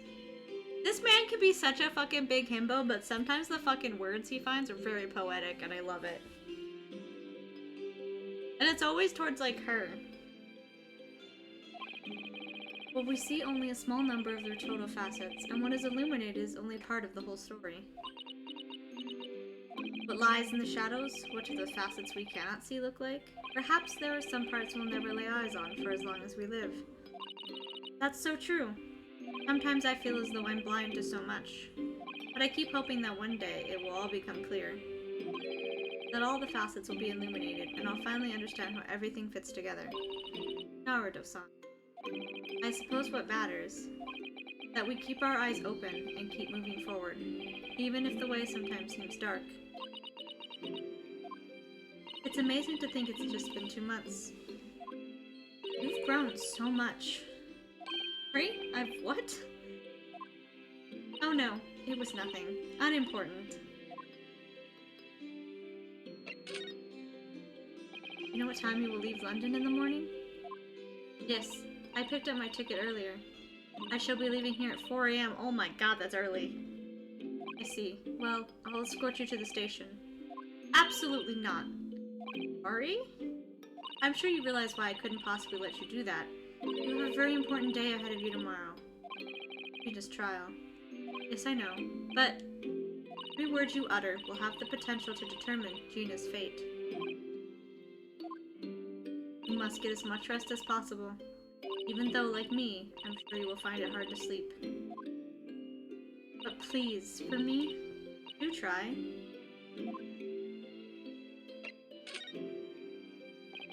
You mentioned one final task a moment ago. What did you mean? Oh my, I nearly forgot. Please, I want you to have this. What is that? Some huge bundle of documents. It's my notes from the case 2 months ago. The murder that was committed on the omnibus. The McGilda case. It seems to me that this case of Mr. Windibank's murder, of which Gina is accused, is very much tied up with that omnibus case in ways that are not yet completely apparent. So I took the liberty of consolidating my writings about the case for you. With everything else she's had to think about. Suzato-san still managed to do this, and all neatly laid out for me in her beautiful handwriting. It was my pleasure. I can only hope that it will bolster your case tomorrow for Gina. Thank you so much, Suzato-san. I'll do my best to use it wisely. You really are the best judicial assistant in the world. Well, that's extremely flattering. But I'm sorry to say that I've been a complete failure. Sorry? I didn't quite catch what you said there. Oh, ignore me. I was just mumbling to myself. I don't believe you were just mumbling to yourself. That notebook. Wait. Check everything. Notes were too. Your notes were too. I'm not gonna comment the fact that her notes were too. Well, it's getting rather late. I think you should go to bed now, Naruto-san. I must finish packing up my things in my. Naruto-san, I wish you the very best of luck tomorrow. Good night. Wait, there's something I need to say. Ah, Jesus! What? What was that? A secret technique of mine. The Suzato shutdown. Shutdown?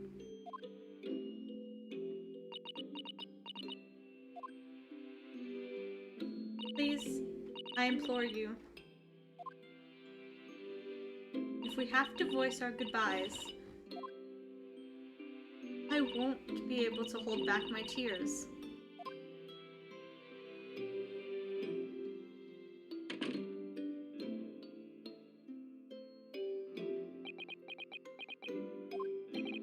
Bruno-san. This time you got yourself up off the floor before falling asleep. It truly had been a trying day, on our feet for hours, getting Gina to open up to us, and learning the truth about the nemesis of that case. Physically and mentally, I was exhausted, yet the idea of sleep seemed impossible, but I forced myself to close my eyes, as a cacophony of scenes of our lives here in London played through my mind. Eventually, my fatigue triumphed, and I fell into a deep sleep. We're gonna have to do this case by ourselves. He's never done a case by himself yet. Oh no.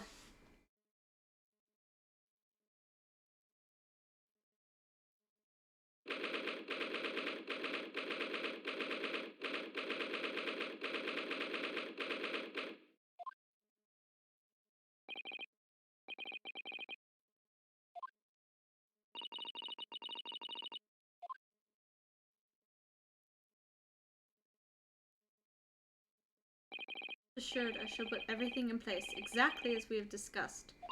Thank you so much. It's been an honor and a pleasure to be acquainted with you, Mr. Jones. On the contrary, the pleasure has been mine. I bid you farewell, and Godspeed. My dear madam. Oh, she went to go say goodbye to him. Is she wanting to make sure he shows up at the fucking trial for me because I'm an idiot and I can't do things by myself? Probably. Man's still recovering.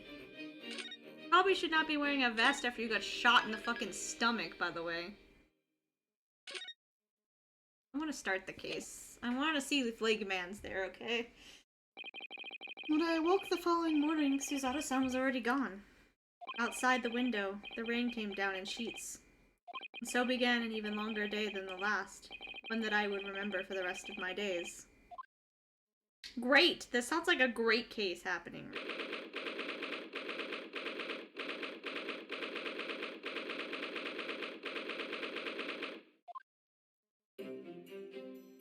Good morning, Gina. I hope so. At the same time, though, don't... You just got shot. Sure, we can do it. Me and my leg, man. Hiya! There's something on the table that didn't work. Hold on. Hiya!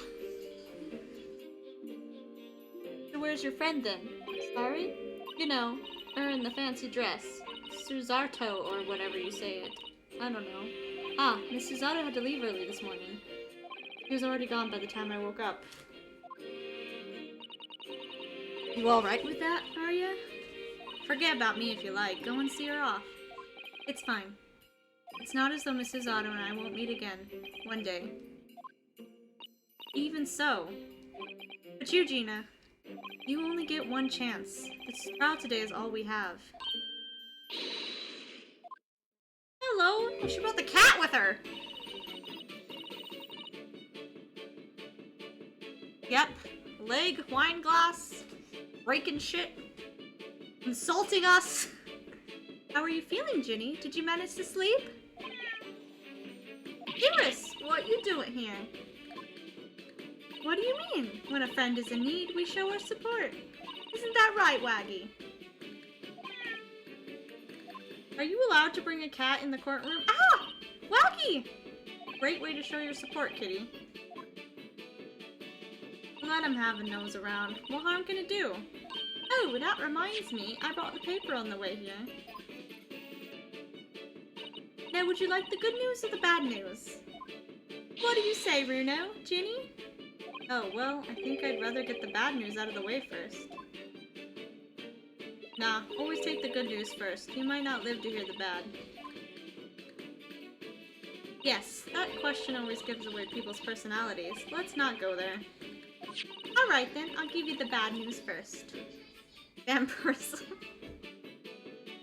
Hey, I love my leg man. He could be a vampire or whatever he is. A record amount of rain has fallen this morning, and carriages all over the capital are struggling to move. Huh? The bad news was a weather report? I hope that Susie made her train to Dover and that the train isn't delayed on the way to the port. Gosh, yes. Alright then, so what's the good news? Well, the rain is forecast to subside this afternoon. Well, even if the train is delayed, it should be able to make up the time later. Always good to bring cats. I don't think they're allowed in courtrooms, though. Well, that is the good news, isn't it? I couldn't give a monkeys, really? Only all good news canceled out the bad. And look! The trial has made the headlines, too! Pawnbroker perishes in pick-pass plunder. See? Don't you like that? We'll let them say what they want. See if I care. I can't, because you're covering your face. Don't worry, Bruno will soon show everyone that this headline is nonsense. I will? And then, in tomorrow's papers, the headlines will be... Discharge driver is dauntless do-gooder. Isn't that right, Bruno? Oh, yes, let's hope so. Of course they will. I have absolute faith in you. How was that? I was trying to sound like Susie. Did it work? Did it? It's like she was still here. Oh, cool. We get the paper?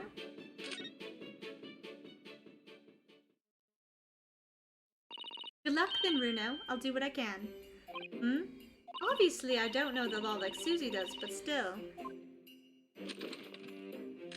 I'll be by your side the whole time. Oh, what? Oh, no. I don't know how I feel about her being in the courtroom. Is that allowed? She's 10! I'm not sure that big thing is as comforting as you think it is, to be honest, but thank you, Iris. Very kind of you. Oh yeah, Iris? Yes, Ginny? Well, I was wondering is all about Sholmes. Did they fix him up alright? Yes. The operation was a great success, but Hallie still hasn't come around yet. I've asked a friend of mine at Scotland Yard. Send a telegram as soon as he wakes up. I'm sure Gregson will let us know the moment there's news. Oh, right. He's awake. He's just being a shit. No, Susato-san. No, Mr. Sholmes. It's all down to me today, to prove that Gina's innocent of this crime. Hold on, we actually need to look at the newspaper.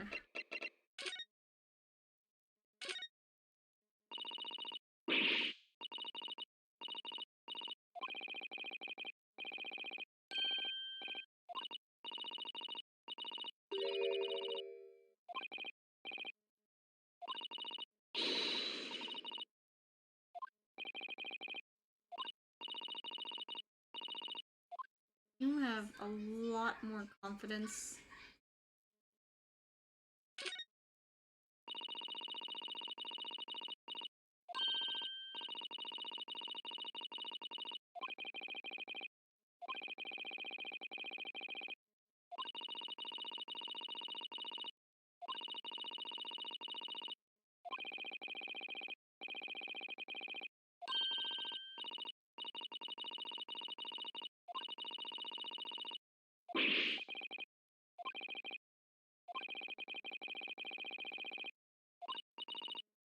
Here, slow down, that's too.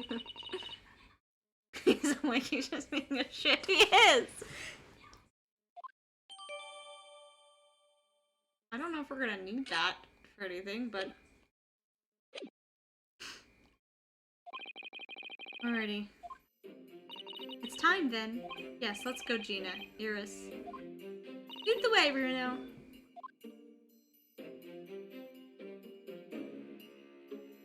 Poor Gina. She's trying to put on a brave face, but I can tell she's worried and scared. I have to believe in her from start to finish. That's the weapon that will secure a victory here. I do believe her, so... Got you. If I learned anything from my great friend, it's that... I'm gay? Sorry. Oh. You left it open-ended. You should have said something. Not saying something left it open for me to say something. not safe. In the name of Her Majesty the Queen, I hereby declare this court to be in session. Thou shall determine the guilt or innocence of Miss Gina Lestrade. Oh, here we go. Kazuma the boyfriend! The prosecution is ready. Oh, hello, boyfriend. Number 3. The defense is ready. Lord Van Zeeks, my lord. Remind me, how many years ago was it that you withdrew from the public prosecution service? He has a thing for me. He shows up every time it's me. Some 5 years ago, my lord. Yes, and then 2 months ago you resurfaced somewhat unexpectedly. Here you are again today. Are there some circumstances of which the court should be aware that have led to this erratic behavior? He gay for Japanese boy, okay? Maybe.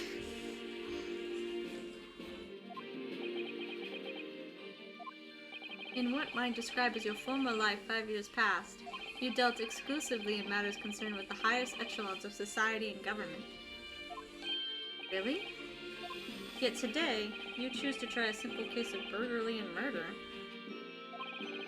I confess I find it more than a little befuddling, Counselor.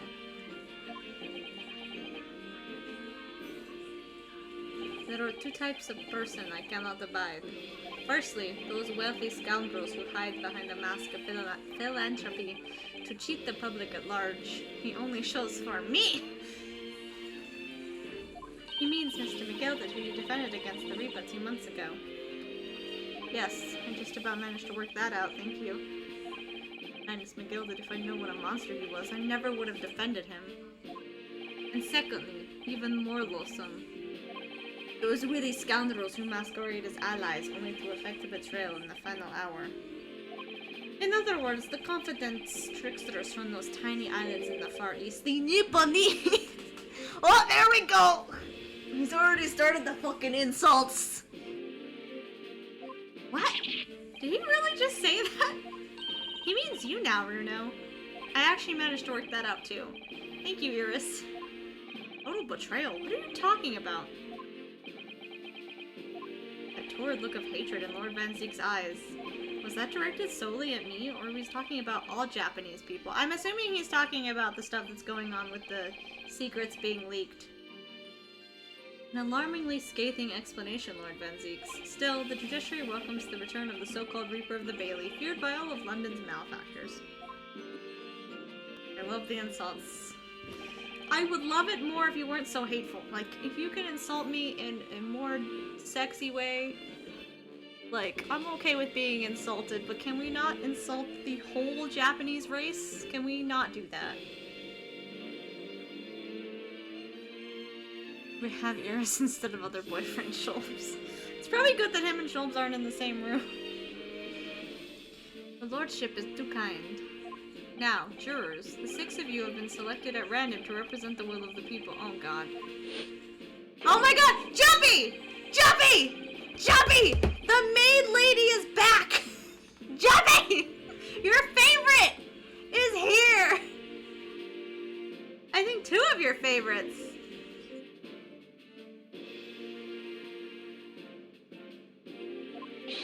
I can't believe this fucker's back, too. Clean crockery, clean cutlery, and a clean conscience. His lordship's motto is very appropriate here, I think. It's not allowed. You can insult, Ryunosuke himself. But you can't insult all Japanese people. That's rude. Who are you? You're new. Oh god, this... Okay. I hate it. Wait! Wait! Wait, this guy is a doctor now?! Wait, wasn't this the old man from last one? He's a doctor now?! Wait.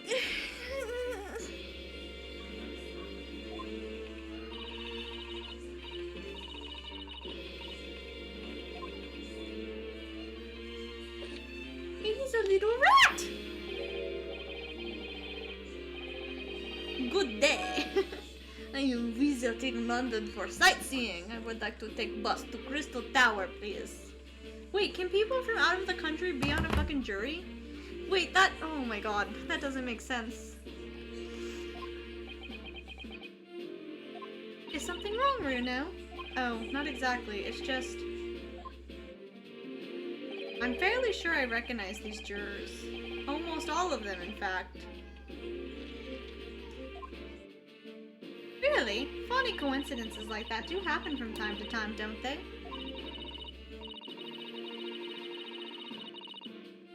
Speaking of cat, it is quite strange. The jurors are chosen at random from London's 6 million inhabitants, you know. So I've been led to believe, but something tells me I'm being duped.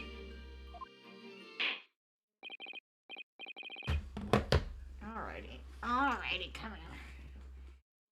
Lay down. Lay down! What are you doing? Why are you so stupid today? Lay down! There you go. There you go. Baby. You are a big baby. Don't make purrum sounds at me like you aren't the biggest fucking baby in the world.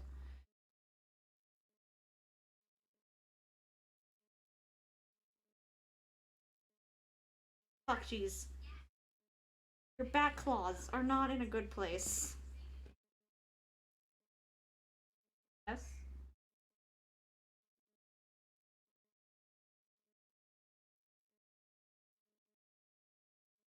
You're the biggest baby.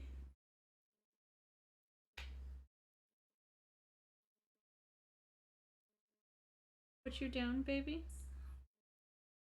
You can't lay like this, it won't work. See? Slide. Just figure yourself out. The court calls upon the prosecution to introduce the facts of the case. As you wish, my lord. Allow me to begin with a word of warning to the ladies and gentlemen of the jury. In short, hello. There has never been a more self-evident case of cold-blooded murder. Or very aggressive. The victim, Mr. Pop Windebank, proprietor of a pawn shop on Baker Street, was shot from behind and died instantly. The prosecution presents this photographic print of the crime scene. Thank you. As the court will observe, there is a single bullet wound just below the gentleman's left shoulder. The evidence suggests that the bullet pierced the man's heart, resulting in near-instant death. Moving on to the findings of Scotland Yard's coroner, his report states that the bullet entered the body on a rising diagonal trajectory. And what's that supposed to tell us? Because I'm dumb? It means the victim was likely shot by someone significantly shorter in height than him. Someone like the accused, you might say. The prosecution wishes to present the autopsy report and crime scene photograph as evidence, my... Oh, jeez. Okay.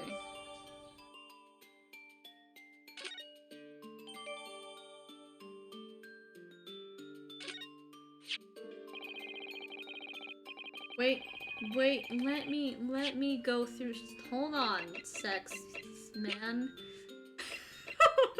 I meant to say sexy man, and I left out the Y. Fine, it's fine, guys.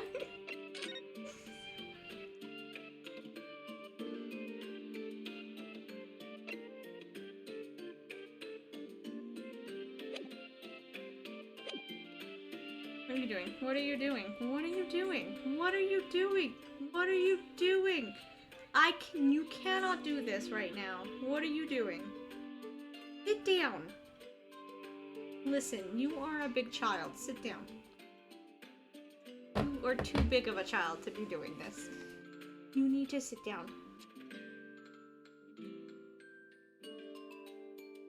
Okay. Let go of me. You just sat down, I would have let you stay. And now ask the court to turn its attention to this plan of establishment where the incident occurred. You just missed him. The proprietor was found in the storeroom where he kept articles pawned to him. A windowless room with a single point of entry, a door to the main shop that was found locked. In this sealed chamber, there were only 2 persons present. The victim, Mr. Windibank, and the accused.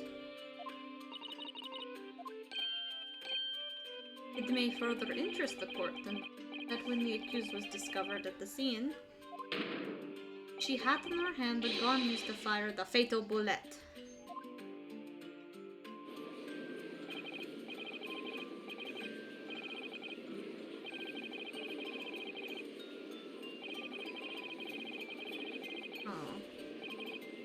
Saw him a little bit.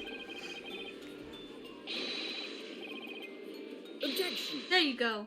We can't jump to conclusions here. We must assume her guilt. Mustn't assume her guilt because of what she has to do to survive. He's already pouring alcohol. Great. My learned Nipponese friend. Why did you hesitate? Why did you hesitate on friend? He's never hesitated on friend. What is happening that I need to know about? It is you who mustn't jump to conclusions. The prosecution has barely begun presenting its case. Conveniently, this appalling act of murder did not go unobserved. There were witnesses. Yeah, witnesses that shot Sholmes. After their testimony, this girl's true nature will be exposed. Pitiful pickpurse or cold-hearted killer. Here's to establishing the truth. Are you drinking it or throwing it? The court will take the floor plan and the firearm into evidence. Hand them to the bailiff, please. Okay, so we get more to observe. I think he drank it.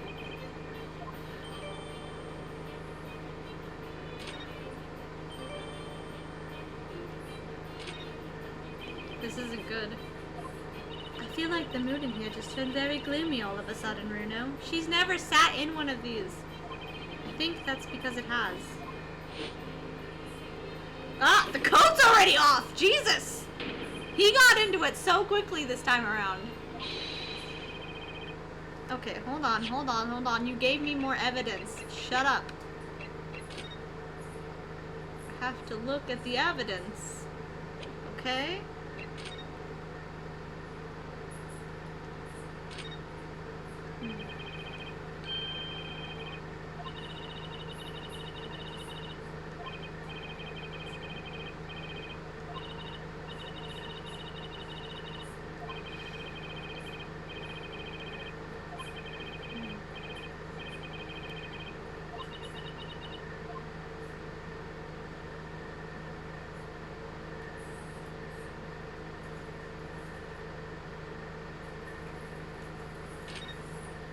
Okay, it's the same thing as before.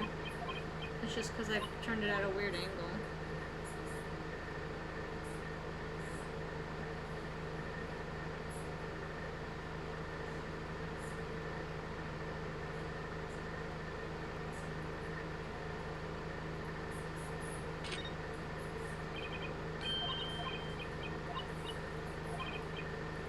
Okay, so this doesn't tell us anything.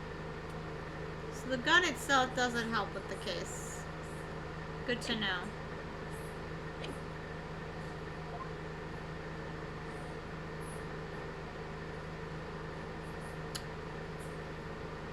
What, we got Mario and Luigi over here? What is happening?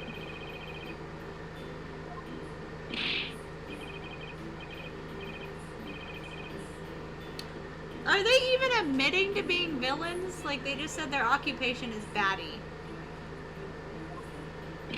Ringo Skullskin occupations. Tobias Gregson, Scotland Yard Inspector. With what they call...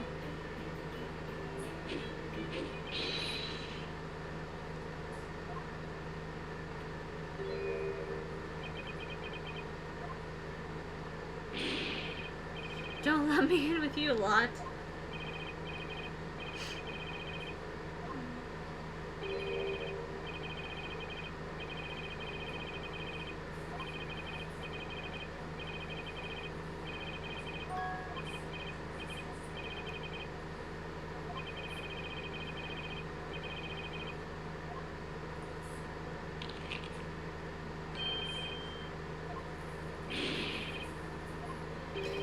sulky Skolskin, and that's before he's run out of chips.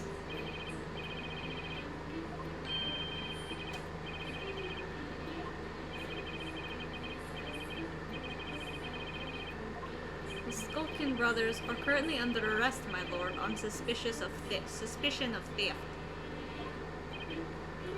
Thieves are they, these three? One of them's a detective. Inspector. 2 nights ago, these two brothers illegally entered an establishment with intent to burgle, and in the course of their nefarious activities, they became embroiled in a far more sinister crime. An extraordinary coincidence. Extraordinary my ass. Indeed, my lord, while attempting to burglarize the pawnbrokery, they witnessed its proprietor's murder.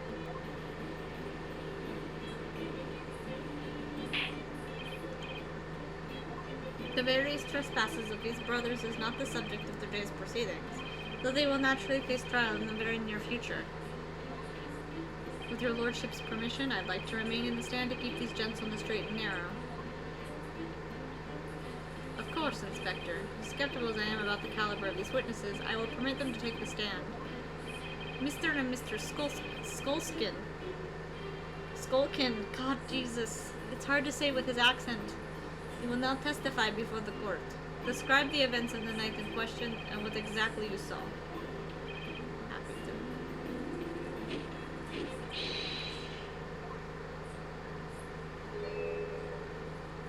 to. So.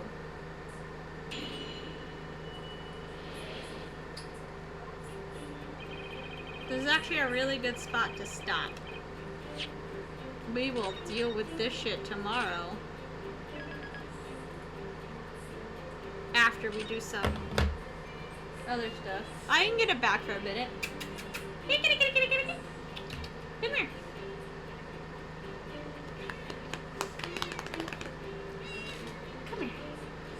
Come here. Come here. I got you, you big baby. I know. Ow. It's a table.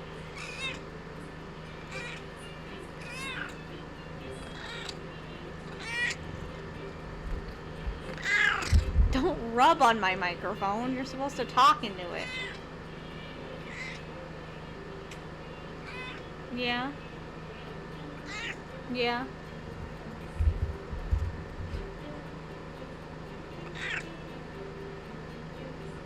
You hear him? Yep.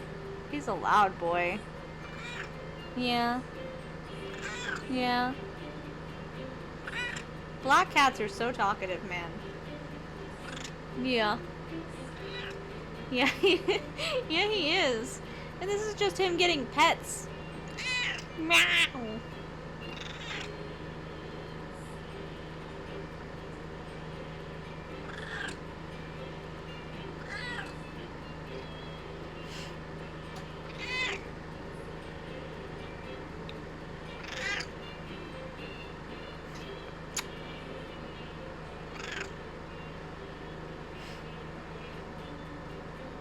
Okay, are we gonna say bye, Bear?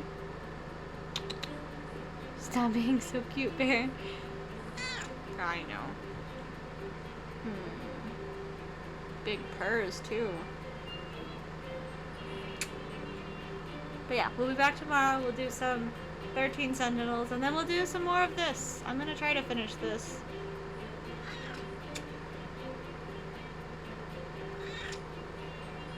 And then Tuesday we'll play Prey. Okay, you done? What are we doing? What are you doing? Oh my gosh.